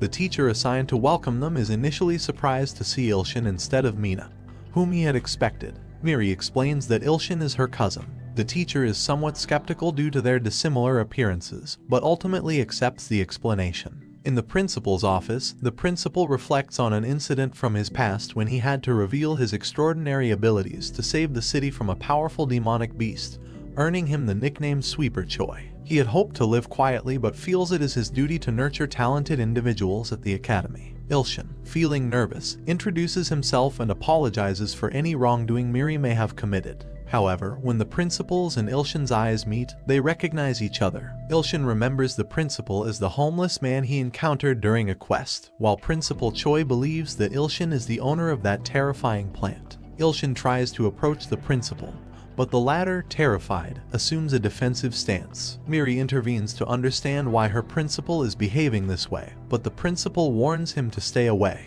The teacher in the background is bewildered by the principal's reaction to Ilshin. Ilshin attempts to explain that he knows the principal and even mentions the $5,000 he gave him, but this only terrifies Principal Choi further. He ultimately jumps out of a window and flees, leaving everyone confused and shocked. This unusual incident drew the attention of people outside, who observed Principal Choi running around erratically. Ilshin had a suspicion that Principal Choi had not been entirely rational even before this incident. Another teacher tried to reassure them, stating that the principal would return once he calmed down, so they decided to wait. Sometime later, Principal Choi did return in torn clothes, sipping coffee in his armchair, and staring intently at Ilshin, making him feel uneasy. An awkward silence filled the room. Miri, on the other hand, passionately devoured biscuits, and Ilshin couldn't help but wonder why she was eating them so voraciously. Miri offered him some, and though he hesitated initially, he eventually accepted. The blind god's authority told Ilshin that these biscuits were Principal Choi's favorites, and Miri sought his approval, considering it a tribute. Ilshin was puzzled about this tribute system and why Principal Choi had been so menacing. He decided to confront the principal, asking if there were any issues between them that they should discuss privately. However, Principal Choi declined, suggesting they talk right there in his office. The other teacher then explained why they had been called there. Miri had been frequently skipping classes. Considering her academic potential, they expected Ilshin to ensure her regular attendance. Ilshin agreed, assuring them he would take care of it. As they were about to leave, Principal Choi stopped them, claiming that their meeting was destined. He enthusiastically mentioned the Academy's exceptional equipment for hunters and urged Ilshin to undergo testing. Ilshin reluctantly agreed under the condition that Miri's absences were forgiven and she was excused from training. In the testing facility, Ilshin found himself enclosed by a mysterious orb. As he touched it, he felt a strange energy draining his powers, leaving him exhausted. Despite his excitement, the results shocked him. He was still a G rank, the worst the researcher had ever seen. Principal Choi, however, was unconvinced and theorized that Ilshin's powers might awaken after going unconscious. He proposed a sparring match to test Ilshin's abilities personally. Ilshin first declines the offer, but realizing the potential benefits of gaining Principal Choi as an S-class follower, he accepts the challenge. However, an unexpected turn occurred when the PE teacher intervened, unwilling to let the legendary academy principal fight against someone he considered a nobody. He proposed himself to fight against Ilshin. Ilshin and teacher Junuk arrived at the testing area immediately, noticing the caged ring in the middle where their battle would unfold. Ilshin wanted to inspect it before they began, as he had heard it was designed to contain their skills to prevent harm to the spectators. As they went to grab protective gear, teacher Junuk noticed that Ilshin wasn't wearing any. He advised Ilshin to protect himself, given his vast experience in battle. Ilshin refused, insisting that if the teacher didn't wear gear, he wouldn't either. This standoff concerned Principal Choi, who warned Ilshin not to underestimate teacher Junuk, a top B-ranked hunter with real-world combat experience even surpassing some ranks. Ilshin felt the weight of the situation and grew anxious. The crowd began to gather to watch teacher Junuk fight, making Ilshin more nervous. He wanted to finish the battle quickly to avoid more onlookers. Teacher Junuk, annoyed by Ilshin's nonchalant attitude, threw the first punch, which was powerful and precise. Ilshin dodged clumsily but escaped unscathed, surprising everyone, including teacher Junuk. The teacher believed it could be beginner's luck and decided to land a stronger punch. Ilshin, realizing the imminent danger, blocked the attack, protecting himself from the powerful strike. Ilshin retaliated with his heavenly condemning finger, landing a blow on teacher Junuk's forehead. The teacher was knocked out cold, leaving the crowd in shock. Miri, however, cheered on her teacher, knowing his abilities from past experiences. Ilshin, too, was puzzled by his newfound strength, considering the results from the orb. As the medical staff attended to the unconscious teacher Junuk, Principal Choi entered the cage, eager to test Ilshin next. He removed his shirt, revealing a formidable physique that intimidated Ilshin.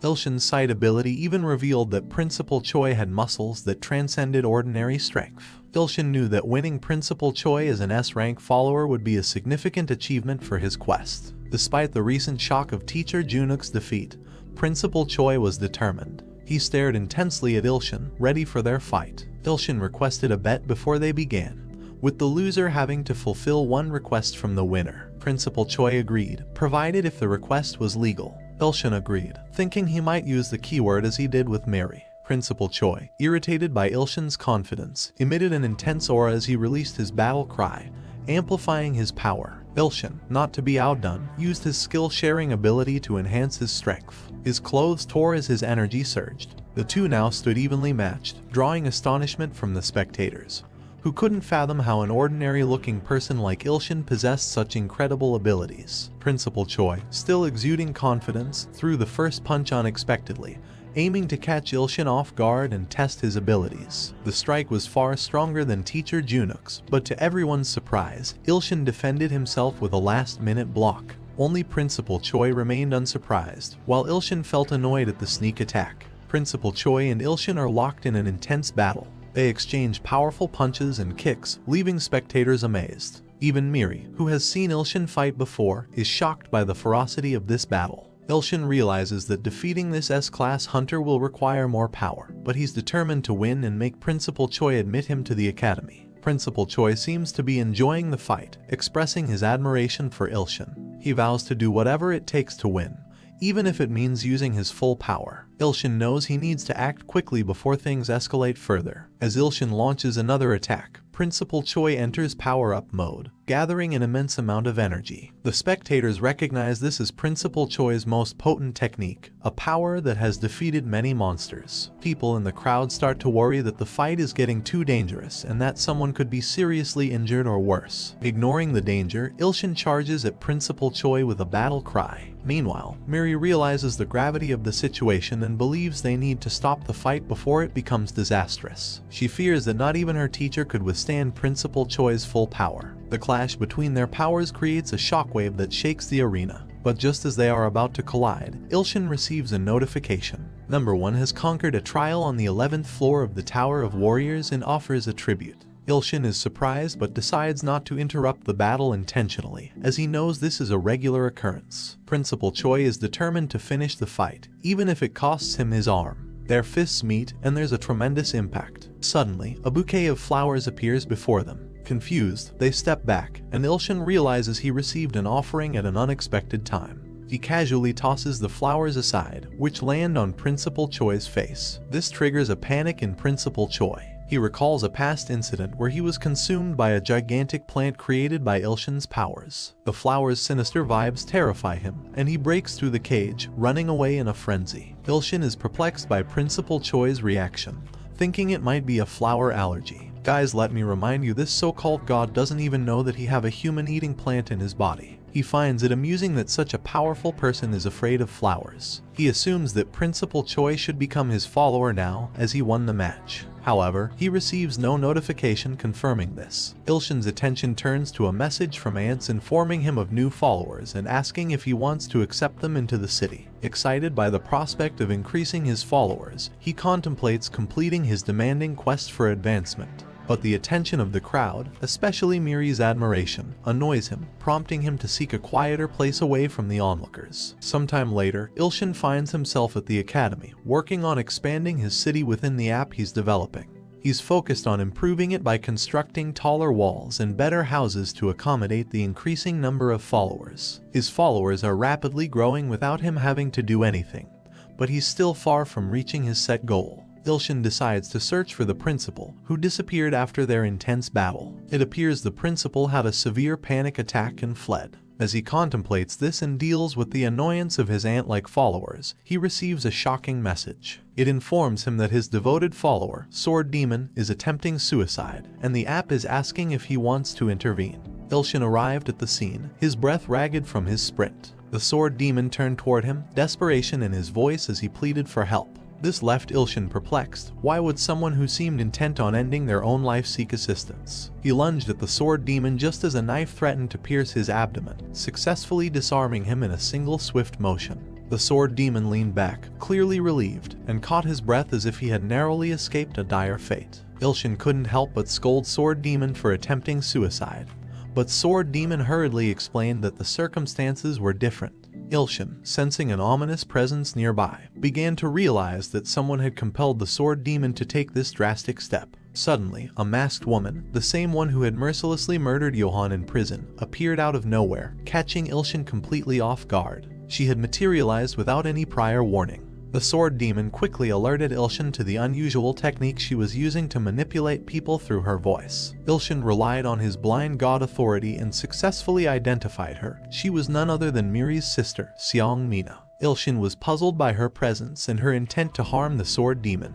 His evaluation ability unveiled a disconcerting truth. Mina was afflicted by the Abyss Curse and somehow connected to the Destruction Lord. Mina, clearly irritated by Ilshin's recognition, removed her mask, revealing her true identity. Although Sword Demon was momentarily captivated by her beauty, he swiftly grasped the danger that lay beneath her facade. Mina acknowledged Ilshin's skill but warned that it shouldn't have been able to break through her class cover-up magic. Her anger surged as she released an overwhelming surge of energy. Ilshin, seemingly unaffected, remained composed and calmly inquired about her reason for being there. Mina explained her intent to eliminate Sword Demon due to their unresolved issues. Sword Demon confessed that she was one of the 10 people he couldn't kill. Ilshin, disappointed in his inability to handle 2 consecutive adversaries, questioned the Sword Demon, "Aren't you actually a weak fellow?" Turning back to Mina, he asked if forgiveness was possible, explaining that his past actions were driven by necessity and repentance. Mina was unmoved, asserting that she couldn't let a man who harmed her sister live. Ilshin tells that he will take full responsibility of Sword Demon if she let him go. Mina reveals that Johann also took his name before dying, so she already planning to kill them both. Ilshin was annoyed by the accusation of being associated to Johann.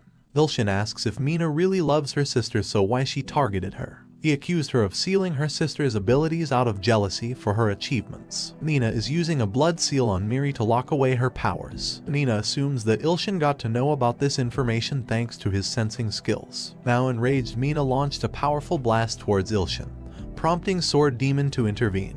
However, he was effortlessly blown away by Mina's flick of a finger. Witnessing Mina's incredible power made Ilshin nervous, realizing she could take out the Sword Demon with ease. Sword Demon, coughing blood and immobilized, cautioned Ilshin about Mina, rumored to be an SS-class hunter, at a level beyond comprehension. Ilshin felt an excruciating pain in his chest as if someone were crushing his heart, and he writhed in agony. Mina appears to relish the situation, savoring every moment, while the Sword Demon in the background screams in dread, fearing Ilshin's impending demise. Mina wears a self-assured and malevolent expression, firmly convinced that she is winning this battle. As Sword Demon's shouts reach a crescendo filled with despair for his lord's fate, Ilshin turns his attention toward him and shouts, "Please shut the hell up." Ilshin reassures Sword Demon that he's perfectly fine, explaining that he's dealing with nothing more than a ticklish sensation in his chest, as if trying to rid himself of an annoying itch. Mina is left stunned and utterly speechless by this unexpected revelation.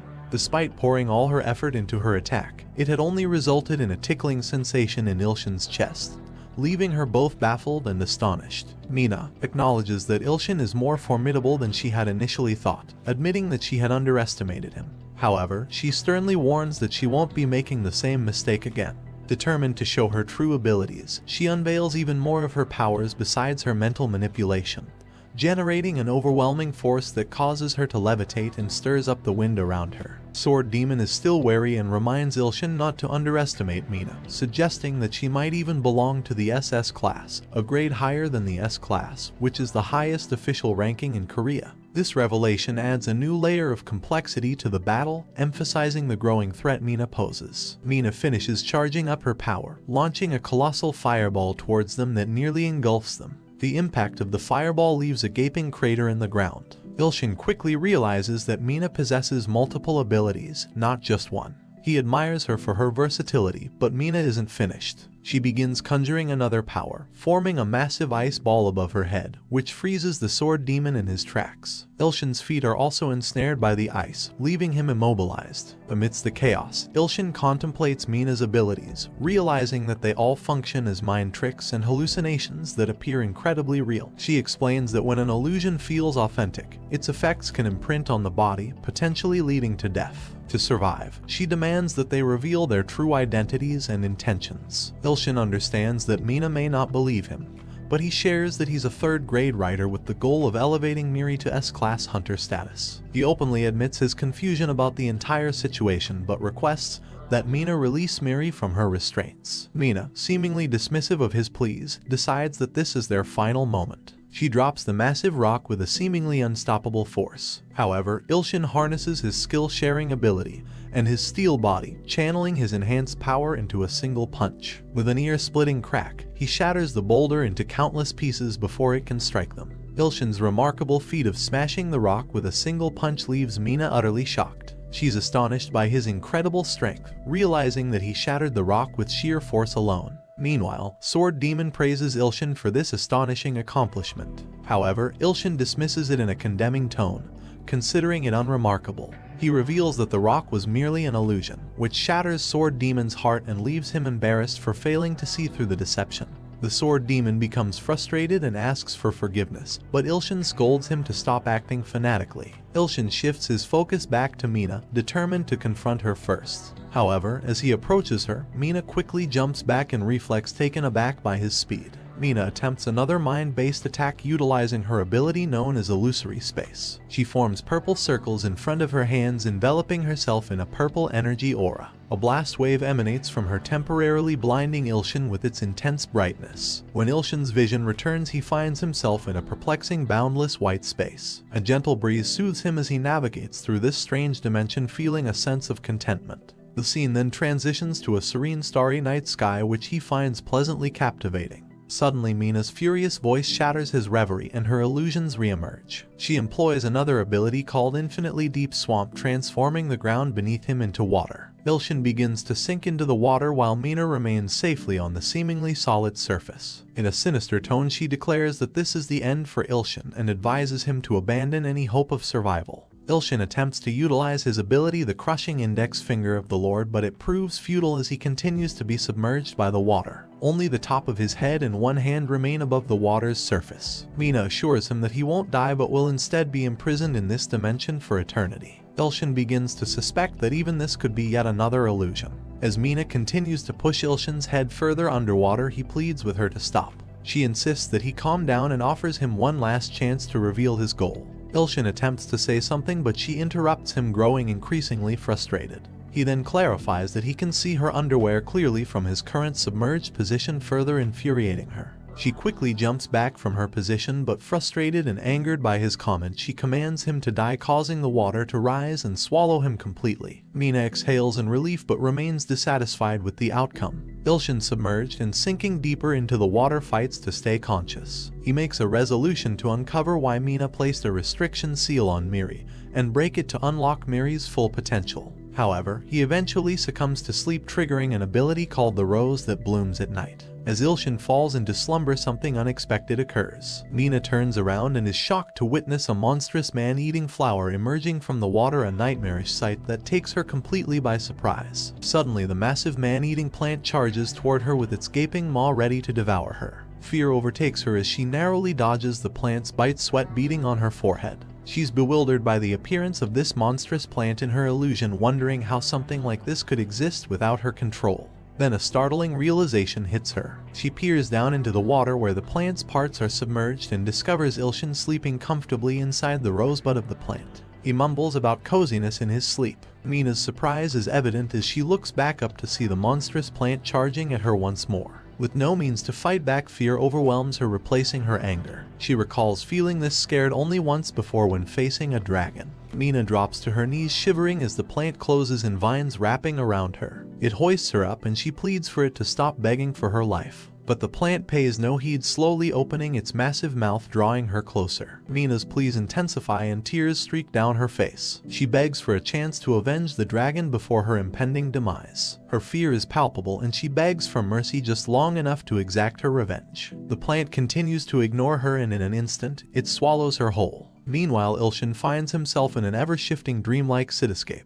He activates his blind eye of the Lord, which informs him that he is walking through Mina's nightmare. He stumbles upon a barrel with a strange machine atop it, learning that Mina's nightmare began 15 years ago with a dragon wreaking havoc in the city. He witnesses the dragon annihilating countless people and branding Mina and Miri with a seal. This seal granted Mina S-class hunter powers but also shortened her lifespan substantially. Her sole mission in life became to avenge her parents' deaths by killing the dragon. Though rumors spread that the dragon had died, Miri knew better. She understood that the dragon would return for them once they achieved their full potential. Mina's efforts to remove the curse proved futile, leading her to place a restriction seal on Miri's powers by cutting down her own lifespan. The process was painful, but Mina implored Miri to abandon her quest for revenge. Mina's last act was to bind Miri's powers, symbolized by the chains on her tiger. Ilshin cries as he comprehends Mina's tragic past, the tears flowing freely. A notification informs him that Mina's mentality is deteriorating after being devoured by the rose that blooms at night, and the illusory space they're trapped in is crumbling. Back in reality, Sword Demon inquires about Ilshin's well-being, noting that Ilshin was frozen in a trance. Ilshin turns to see Mina lying battered and bruised, appearing lifeless. Sword Demon suggests selling her to the Hunter Association, but Ilshin rushes to her side, nearly breaking down in tears as he embraces her, pleading for her to wake up. Mina regains her consciousness and she suddenly reaches out, trying to hug Ilshin, calling him Mama. Some time passed and, in a house nestled within a forest, Mina lay asleep in a bed, much like a baby sucking her thumb. Ilshin, perplexed, wondered why his healing ring finger wasn't helping Mina return to her normal state. He picked up his phone seeking advice from his fellow god stalkers, but the responses were totally shit. Like the god with muscle says a strong body will cure anything and she need to train her body. The all-cutting sword god suggests if she is going to die anyway, why don't just offer her as a sacrifice. Only one good god tells something useful, that if Ilshin becomes a high-tier god he will be able to cure her. But Ilshin is barely a low-tier god, so he rejects this suggestion too. Then a revelation struck him. Each time he lost consciousness, a protective flower emerged from him. All of the previous situations were caused by the rose that blooms at night while he was unconscious. Ilshin realizes he couldn't leave Mina in her current state forever, so he messaged Soundless Nightmare God. The flower texted back, hinting at a way to save Mina. Ilshin has to sleep with her to reverse her condition. Ilshin asked if the only solution was to sleep with her. The next morning, he covered Mina with sheets, waking her up. She woke up and thanked him, asking where he was going. Ilshin replied that he is going to make breakfast, which made Mina happy. Ilshin had saved her by swallowing her nightmares while sleeping next to her, causing her to revert to her normal self. However, her mental age had regressed to that of a child, and Ilshin realized that there was no sexual implication included while sleeping with her. He just needed to sleep with her, and her memory would slowly come back, which was eaten by the nightmare flower. Ilshin asks for her name and her favorite thing.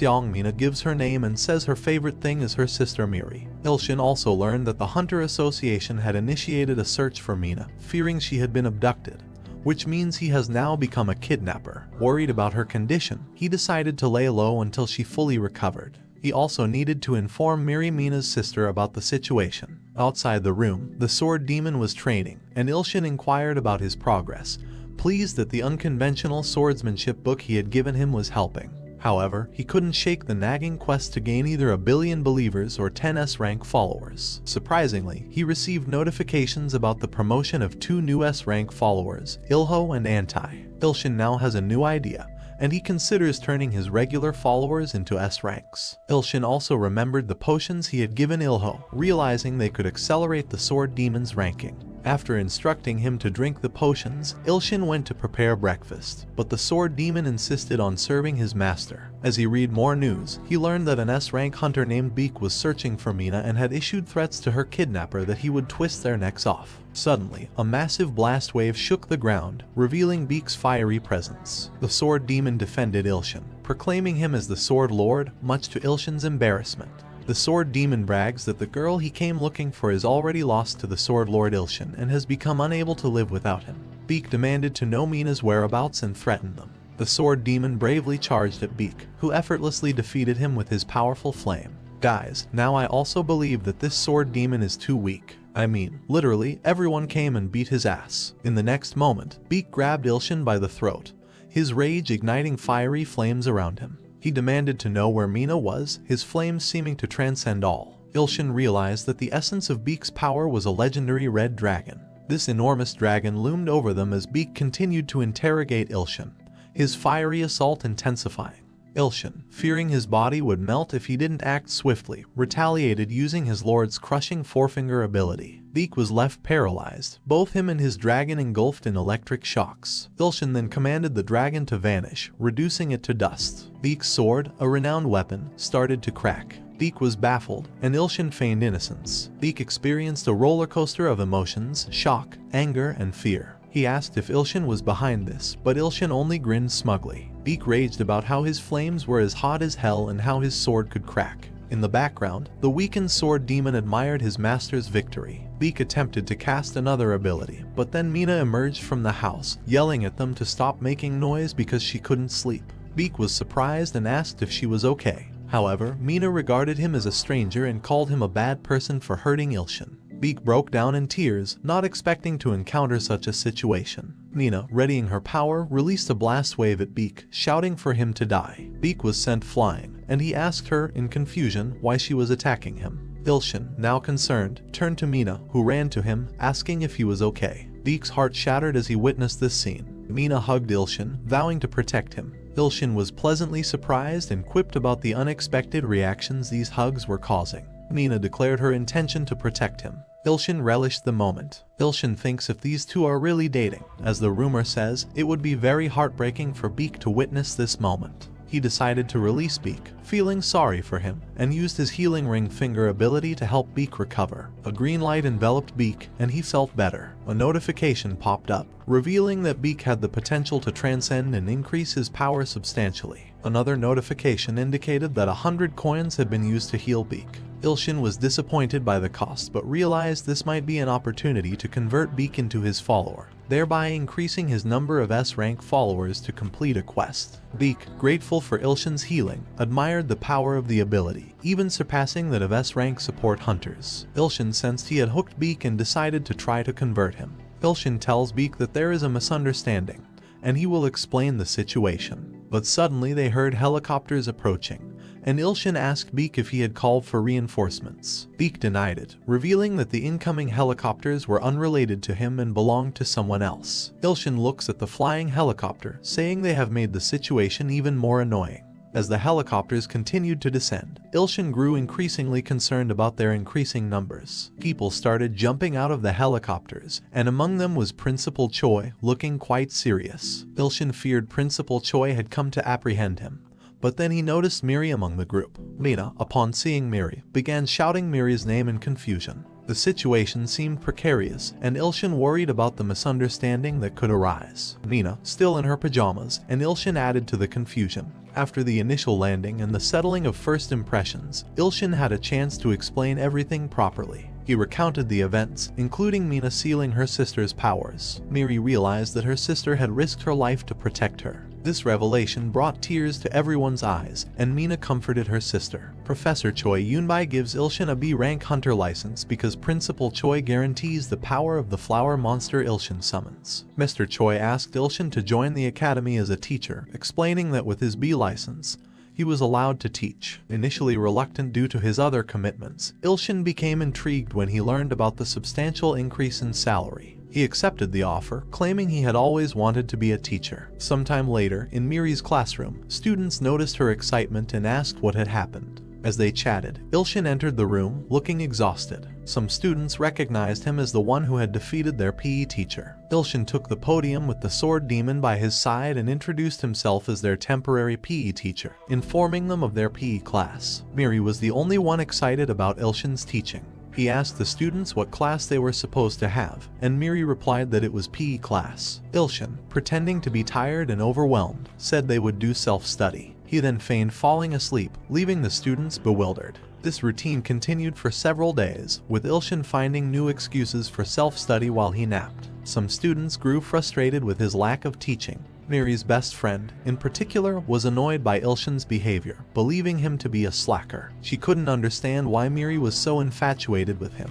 As the days passed, some students began to whisper about Ilshin's true power and the potential danger posed by the sword demon. They focused on self-study during Ilshin's naps, except for Miri, who remained captivated by him. One day, Ilshin gathered the students in the sparring room and announced that they would spar instead of doing self-study. Ninji, Miri's best friend, saw this as an opportunity to prove that Ilshin was not what Miri thought. However, Ilshin left the room, leaving the sword demon in charge. Myungji, frustrated, called him back, asking if he could be her partner. Ilshin, realizing his oversight in organizing the sparring pairs, reluctantly agreed to partner with her to avoid losing his salary. Myungji was fired up and directed her anger and insults at Ilshin. He felt somewhat conflicted because, as her teacher, he couldn't respond in kind, even though her words stung. He also considered that his recent bouts of sleeping during class made it even harder to defend himself without jeopardizing his position. Earlier today in the morning, Ilshin woke up on the floor, having given his bed to Mina. He was irritated that Principal Choi and Beek had crashed at his place, contributing to his lack of sleep.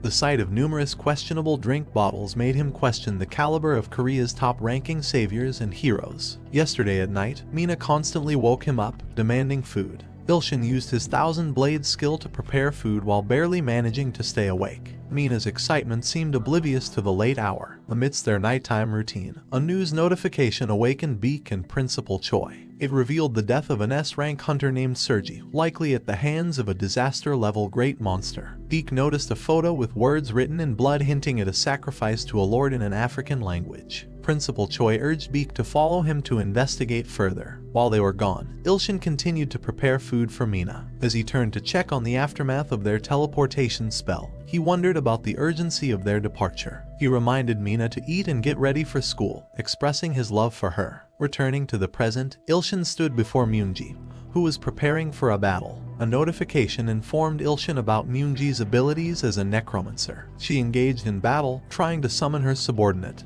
Hades. Ilshin wondered if this Hades was connected to Greek mythology's king of the underworld. However, Myungji ignored him and focused on her summoning spell. Myungji chanted, and a massive magic circle appeared beneath her. She called forth a tall zombie monster named Hades, who was over 1100 years old. Ilshin was surprised by the appearance of a monster and decided that he couldn't go too easy on them in the fight. Hades swung his giant hand at Ilshin, but the battle took an unexpected turn.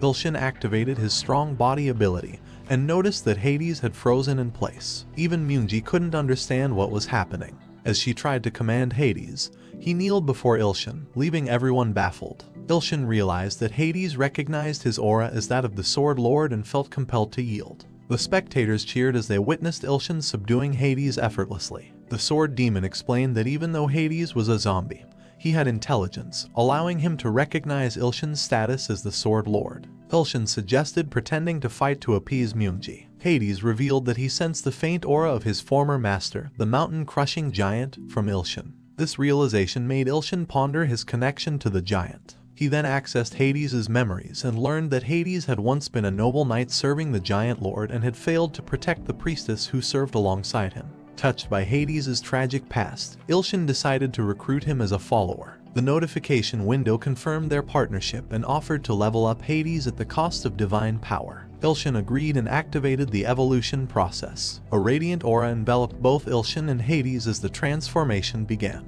Hades' transformation into Knight Paladin Hades left Miri and Sword Demon in awe, believing that Ilshin had performed a miraculous feat. Hades' appearance had dramatically changed, with his eyes turning bright red and his body adorned in golden armor. A message congratulated Ilshin on evolving Hades, and he couldn't help but admire Hades' new form. Another message indicated that Knight Paladin Hades had the potential to transcend further. As Hades kneeled before Ilshin and pledged his allegiance, a new notification informed Ilshin that he now had 4 S-class and above followers, bringing him closer to completing his quest to elevate his status. Miri's friend, however, was surprised by Hades' transformation, especially since he could now speak. She felt that Ilshin was getting too much attention. Suddenly, Ilshin began feeling dizzy and fainted. The exhaustion from evolving his followers, coupled with his lack of sleep due to taking care of Mina, had taken its toll on him. Hades caught him just before he hit the ground, with Miri and Sword Demon rushing to his side. The Sword Demon vowed to protect Ilshin until he woke up. A notification explained that Ilshin had used a significant amount of his divine power and needed to rest and recover. In his dream, Ilshin found himself in a paradise-like setting, sitting on a woman's lap amid beautiful nature. It was a dream world where he could meet his stalkers, who he had previously only interacted with through status windows and messages. He felt a sense of bliss and pride in the sacrifices he had made. However, a malevolent presence was approaching him unnoticed in this dream world. Guys, what do you think about the looks of Soundless Nightmare? Tell me in the comments if she would also be beautiful or a masochistic, evil woman. Meanwhile, Mina, bored during Miri and Ilshin's class, began playing with a mysterious box that contained the blade. She was licking a lollipop and appeared to be talking to the box as if it were a person. Suddenly, she dropped the lollipop and became paralyzed with fear, claiming that a monster was coming to swallow her. She hugged Principal Choi's daughter, who was equally disturbed by Mina's fear. Outside the building, a hooded figure in shabby clothing appeared. He mentioned 2 sacrifices for his lord inside the building, referring to Miri and Mina as seeds sown by the Nether Dragon. He noticed that one of them was not fully ripe and was being held back from evolving properly. As he entered the building, a security guard confronted him, but the hooded figure swiftly and violently decapitated the guard. The alarm sounded, and other hunters with various powers began to converge on the hooded figure. He spotted Miri and referred to her as one of the seeds sown by the Nether Dragon. His expression shifted from calm to sinister, and a massive explosion ensued, sending rubble flying everywhere. As the hooded monster stood amid the destruction he had caused at the entrance of the academy, one of the hunters confronted him, questioning his identity and motives. The hooded figure, radiating malevolence, swiftly crushed a falling rock in his hand and gave the hunters a deadly stare, warning them that they had no right to life. He hurled pieces of rock at them with incredible speed, knocking out most of them instantly. Miri and Sword Demon, positioned farther away, had just enough time to protect themselves. The Sword Demon used his wide sword as a shield, preventing any harm to Miri. However, the hooded monster was annoyed by their ability to block his attack. An announcement urged everyone to evacuate to the bunker as Principal Choi and other S-ranked hunters would arrive in 10 minutes to deal with the situation. Back in the battle with the hooded monster, Miri attempted to stall him with her electric attacks. However, the monster transformed into a huge green dinosaur-like creature with a protective shell and sharp teeth. He then generated a purple orb that enveloped the academy, forming a protective barrier that prevented anyone from entering or leaving.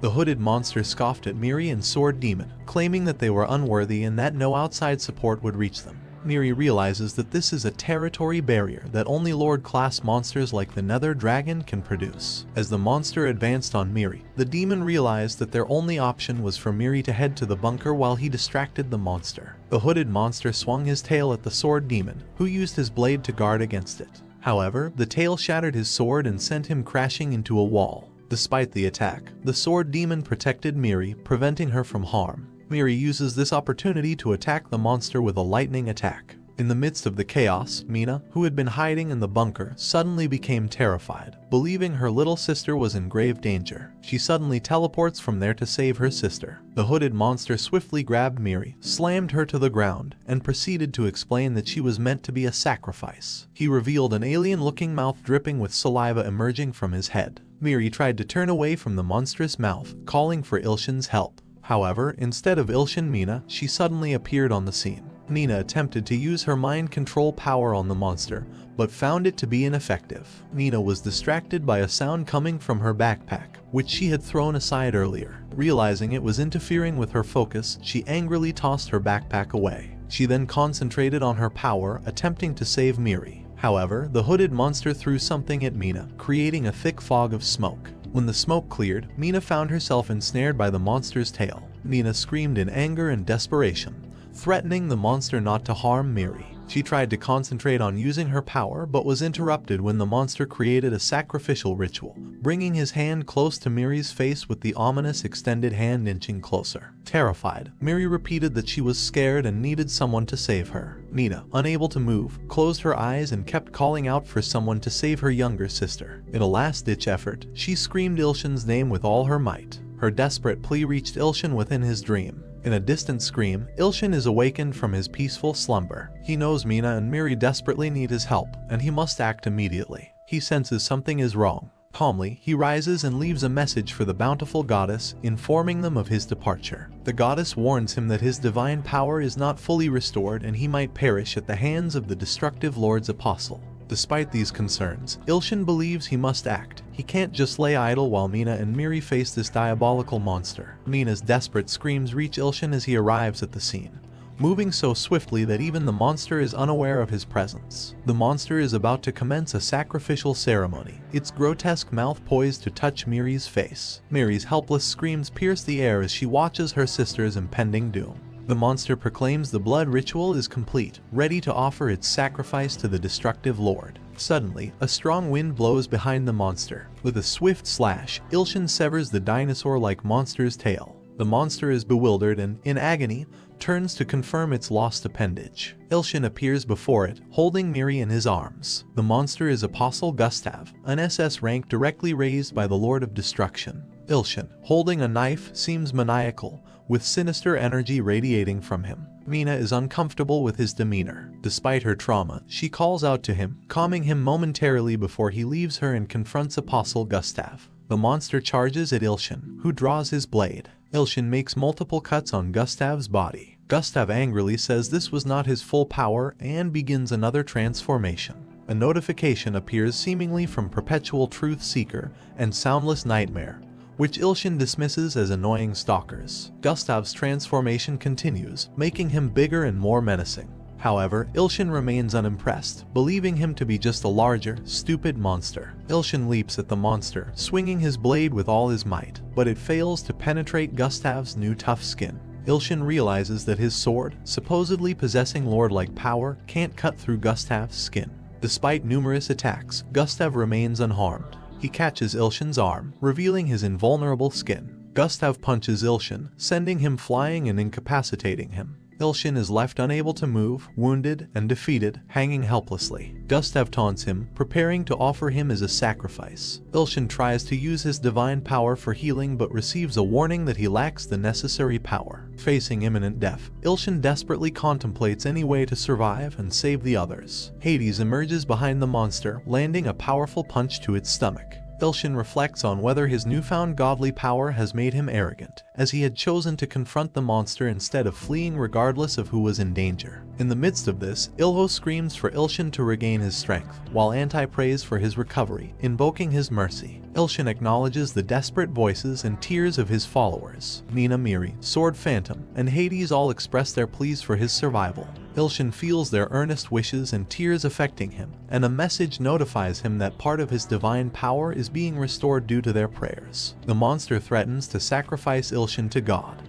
but then a message appears introducing new skills: Sword Phantom, Heavenly Demonic God Sword, and Hades Immortal's Blessing. Ilshin, empowered by the Sword Phantom's power, swiftly cuts off the monster's hands, causing it to scream in agony. Outside the building, the monster's barrier was so strong that even Principal and Beak could not break it. Frustrated, they realize Gustav has gathered all S-class hunters for this purpose. Inside the school, the monster attacks Ilshin, but he cuts him in half with a single strike. Ilshin proceeds to cut Gustav's hands in the next attack. The barrier eventually shatters, causing a strong shockwave. Ilshin, appearing somewhat unhinged, attacks Gav, expressing his desire to slay him. Ilshin then reveals his true self, prompting the monster to acknowledge its mistake. It suffers fatal wounds and dies, its body turning to dust. A message confirms Gustav's defeat, stating he was worth 5 S-class sacrifices. Another notification informs him that he is now absorbing the sacrifice. Ilshin collapses, but a message pops up indicating progress in a low-class evil god promotion quest with a total of 6 sacrifices out of 10. Principal Choi rushes to Ilshin's side, terrified of his potential death. Both the principal and Beak started crying and mourning for Ilshin's death, but Hades reassures them, explaining that Ilshin is only asleep. Ilshin awakens in a garden filled with dangerous flowers, realizing he's in the presence of a Soundless Nightmare. Soundless Nightmare assures him that once his bodily liquids are fully absorbed, he will be immune to curses and poisons. Ilshin remains skeptical. Suddenly, Ilshin is swallowed by Soundless Nightmare, prompting him to cry out for help. He wakes up in a bed with Mina by his side, who informs him that he has been asleep for a week. Ilshin is relieved and thanks her for her concern. Ilshin gets a notification announcing Mina's transformation into a loyal follower worth 2 S-class rankings. This progresses the low-class god promotion quest to sacrifice 6 out of 10. Ilshin smiles, pleased with Mina's newfound loyalty. Another notification informs Ilshin to ask her to kiss. She might be happy to do it. However, their moment is interrupted when a fish-like monster bursts into the room, frightening Mina. The dented fish monster appears, presented by Ilho as a tribute to Ilshin's recovery. Ilho asks Ilshin to feast on it to feel better. Principal Choi rushes in, concerned about the situation, and Miri and Sword Demon also arrive. Ilshin jokingly suggests having shark fins for lunch for all the students and staff. He uses his power, God's crushing forefinger, to throw the fish out humorously, mentioning it as a direct delivery from the source and suggesting everyone chip in for the shark. A few days later, Ilshin prepares to teach a class. He's feeling nervous, but he enters the classroom with determination. A student comments on his status as the association's secret weapon, emphasizing that S-Class Mina is always with him. They acknowledge his past feat of defeating the double S-Class monster in the bunker, even though the principal doesn't openly discuss it. Ilshin, using his heightened senses, hears their whispers. The sword demon intervenes, asserting the greatness of the sword god. Myungji, the classroom president, stands up and instructs everyone to stand up and greet the teacher. Ilshin is pleasantly surprised by their respectful greeting and becomes emotional thinking about how this level of respect is new to him. He's relieved that the students seem happier after the Gustav incident. Ilshin greets them and suggests self-study, but the students appear disappointed. Fearing a possible uprising, Ilshin decides to change his approach, announcing that they will have one-on-one counseling instead. In the counseling office, he calls the students one by one. When he calls Hojio a heavy girl, she sits down and responds to his questions. Ilshin uses his abilities to perform precise treatment, utilizing status windows, counseling skills, and healing techniques. He marvels at his improved senses and recalls healing her blood problem. Moving on, Ilshin asks the next student, and both Sword Demon and Miri enter the room and express their desire for advice too. But Ilshin tells them they already get to practice at home, but both of them said that it's different in a school setting. They argue over who should go first, but Ilshin suggests training both of them simultaneously to avoid conflict. As they bicker, a message pops up indicating that follower Auntie's desperate prayer has arrived. In the ant world, Auntie implores Ilshin to save them, as they are unable to stop a massive army of invaders. Ilshin is baffled and worried about what's happening. Numerous warning messages flood in, showing him the dire situation in Antria. An army of billions of ants, including followers of the Dominator of the Abyss Swamp, which was over 2,000 years old, followers of the strong and deceitful beast, which was a huge cat aged 666 years old, and finally, followers of the light shining in the highest depths of the sky, aged 2,200 years old. They were all summoned by Arachne, who is marching towards Antria. Ilshin realizes that these followers are as formidable as or even stronger than the double S-Class Gustav. He suspects that they aim to sever the source of his power. A message reveals that Arachne and her empirical army of 100 billion bugs will arrive in Antria in 78 hours, 12 minutes, and 5 seconds. Ilshin is terrified, pondering how to protect the ant tribe from such an overwhelming force. He recalls his victory against Gustav but realizes that 100 billion bugs are an entirely different challenge. Miri and Sword Demon notice Ilshin's distress and inquire about what's wrong. On the other side, one of the generals of the insect army suggests they charge alongside His Majesty and the great gods to confront Ilshin. Ilshin feels lost but suddenly remembers the low-class quest. Miri and Sword Demon are confused by his behavior, considering he had been unconscious for a week. A quest window appears, indicating that the low-class quest for god promotion is still in progress. Ilshin contemplates the situation, recognizing that when people are in dire circumstances, they tend to seek help wherever they can find it. Principal Choi, who's eating lunch in the cafeteria, catches Ilshin's eye, and Ilshin sees him as a potential ally. He checks Principal Choi's stats in his window, learning that Choi is a 58-year-old muscular man with transcending potential who appreciates Ilshin for saving his daughter. Ilshin sits beside him, and the principal asks if he has something to discuss. Ilshin opens up, asking for a favor. Principal Choi bursts into laughter and agrees, believing in Ilshin's request. He asks the Principal Choi to say "I trust Ilshin," but Ilshin is puzzled by the principal's reaction, thinking that nothing has changed and he has not become a follower. Miri and Mina, watching from another table, suggest they stop staring and eat. Ilshin also notes that there is no change in his quest window. He wonders why the keyword doesn't work when Choi says it, realizing that it might be because the principal doesn't believe in him. Ilshin asks Choi if there's anything he can do to make him believe in him more, and the principal questions his intentions, suspicious of any ulterior motives. He mentions that even if he likes Ilshin, he can't give him his daughter. Ilshin is confused by the reference to the daughter and wonders what Choi is talking about. Miri and Mina are equally baffled by the conversation. Principal Choi encourages Ilshin to keep pursuing her, and one day she might agree. But Ilshin replies that he doesn't like women older than him. Mina gets angry after hearing this statement. while Principal Choi gives him a death threat for not liking her daughter. Nevertheless, Il-shin resolves to find a way to make him believe in him.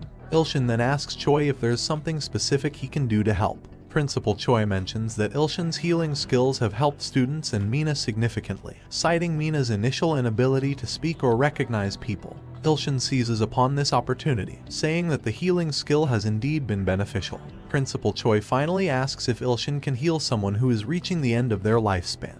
A message pops up indicating the creation of an S-Class Choi follower quest. The quest is to heal Choi's friend and demonstrate the powers of a great god.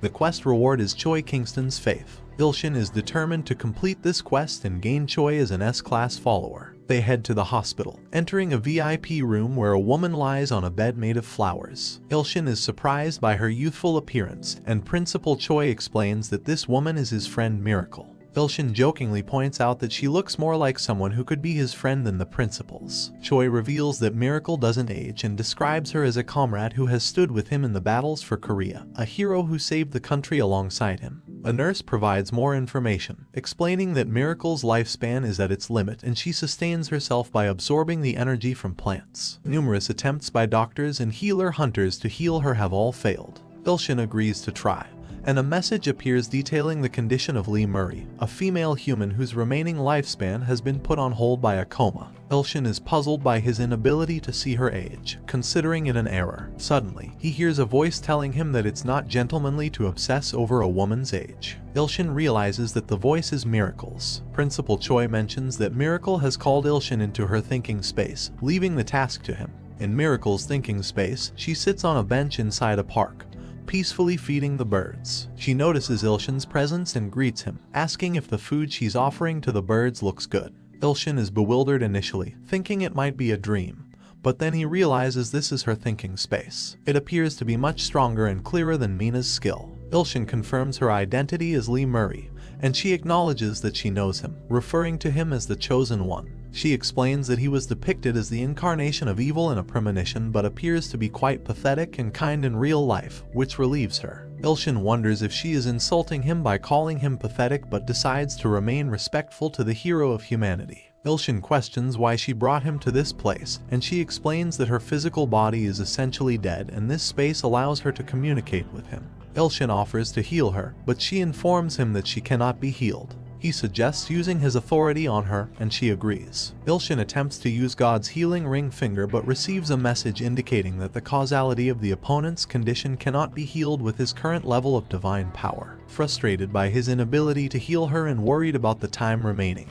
Il-shin contemplates the potential failure of Choi's quest. Miracle sits on her knees, and Il-shin inquires about her well-being. She reassures him, saying, "I believe in you, Il-shin." Lee Murray told him that she had decided to put the fate of the world and herself in his hands. Lee Murray acknowledged him, and as she was equal to 2 second-grade students, his follower count reached up to 8. She told him that if he keeps on saving different small words like that, one day he will also be able to save his own world. She further told him that the solution to his problem was much closer than he expected, as she had disappeared somewhere. Before leaving, she also gave him a special skill, but he didn't have enough divine power in him. Il-shin returned to his world and started thinking about the solution. He used all his money from his bank and even credit card cash to order something. He also bought a phantom or demonic sword for 20 million god coins from Blade God, which would let the sword demon become a S-class warrior. The sword demon practiced a bit and then asked Hades to spar with him. Il-shin wondered if Sword Demon would be able to beat an S-class warrior by being a class warrior himself. Even though Phantom Instinct told him that he would win, Hades defeated him in just one blow. On the other hand, Mina was busy undoing Miri's seal, so that she can protect herself instead of being powerless and becoming a sacrifice to the dragon. He still couldn't understand who was the solution near him, and if they weren't the solution, you should start preparing as the Imperial Army was coming in 48 hours. She told the 2 girls that he was going to leave the world, and Sword Phantom should protect it. When the girl asked him what the task was that was so important, he told her that he was going to sleep. In the next scene, we see that Il-shin went into the god world to train because time flows slowly, and he can train for months in just 48 hours. That's it for today, guys. Please subscribe to my channel for the next part of the story. Don't forget to like and share my channel. Thanks for watching.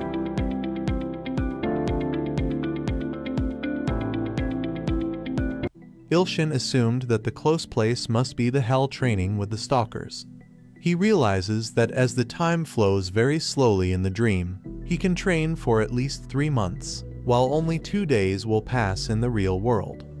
The very next moment, he was in the realm of the 1,000 blades that cut everything. He remembered how he nearly lost his consciousness when he saw the 1,000 blades for the first time, and he asked him about the repair of his weapon.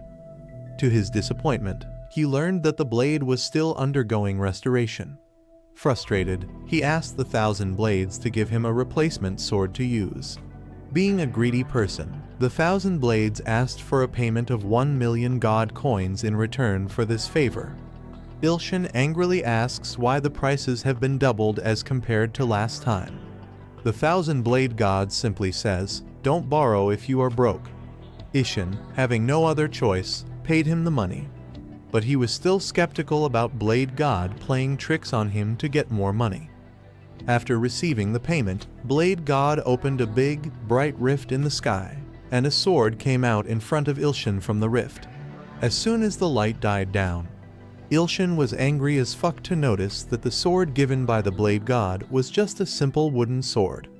Ilshin angrily asks Blade God about what he is going to do with a wooden sword. The Blade God replies, "This sword is better than it looks." He further told him that the wooden sword is not an ordinary sword and is a special 850-year-old sword that was used by the founder of the mountain, as well as that a miracle will occur when he reaches 50% synchronization. The synchronization will increase the more Ilshin trains here. After that, the training with the 1,000 sword god started. He kept on training with him and drinking the potion to recover instantly, until he was able to see the weakness of the Blade God and strike it. After his training was finished with Blade God, a big black iron hand of the perpetual truth seeker appeared from the sky and took hold of Ishin. He now finds himself inside the Temple of Muscles. The perpetual truth seeker was the one to train with after the thousands of swords.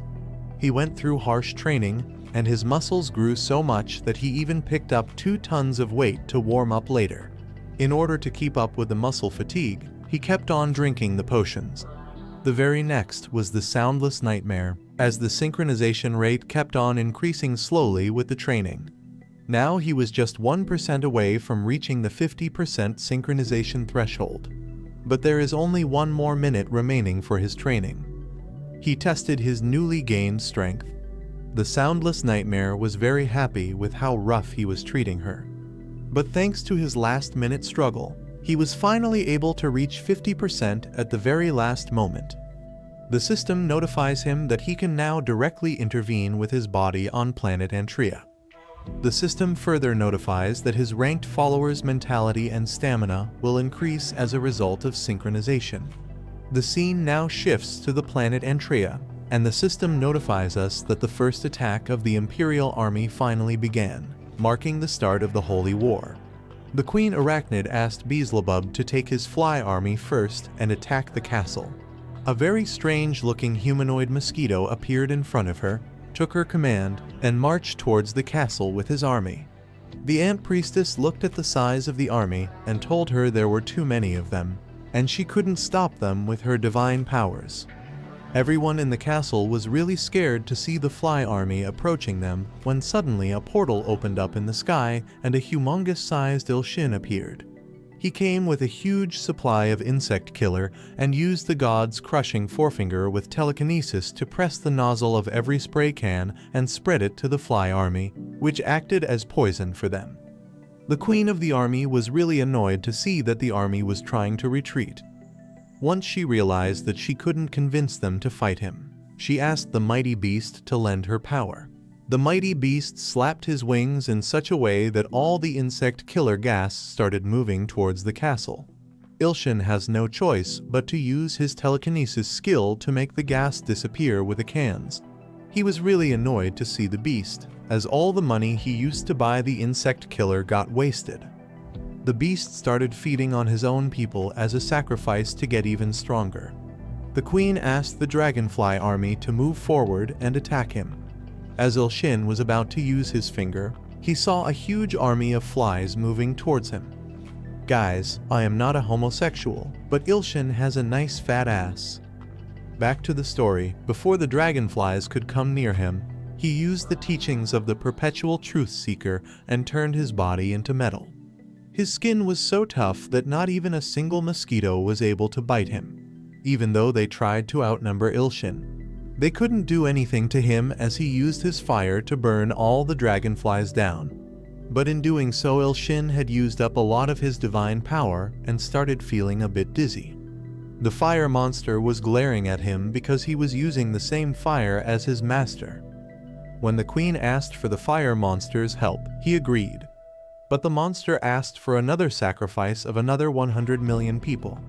Despite the reluctance from the queen, in the next very few moments, he killed millions of people from his own side to harvest sacrifices.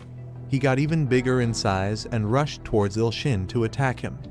Ilshin realized that he was royally fucked up. Ilshin tried to defend himself, but he didn't have enough divine power and got hit by the huge sunlight monster. At the very last moment, her priestess auntie tried to heal him, but the fire monster's divine power kept interrupting Ilshin's healing. Ilhin gets a prayer from Ilho, who was asking to allow him to descend so he can fight too. Ilhin used all of his remaining divine power to bring Ilho to the battle. A portal opened up, and with a lightning flash, Ilho appeared from it. Ilshin had high hopes for Ilho, but he was instantly eaten by the cat monster. Ilshin was just about to lose all his hope when suddenly the blade god notified him that the repair of his knife was complete and delivered it to him for free. As soon as he held the sword, he could feel the power building up inside him. Everyone in the Imperial army could feel the danger they were fighting against. As he got up with his sword in his hand, Ilshin activated the sword skill of Demon Rain to strike down the fire monster and decapitate several heads of the Hydra monster with his sword. He was just about to attack the cat when his divine power got too low to use Heavianly Demon Rain again. The cat was able to realize that he was feeling dizzy, and this was his only chance to defeat him. He was rushing toward Ilshin, but suddenly he stopped as Ilshin started overflowing with a huge level of power. The system notified Ilshin that Miri's seal was undone and had the potential to transcend.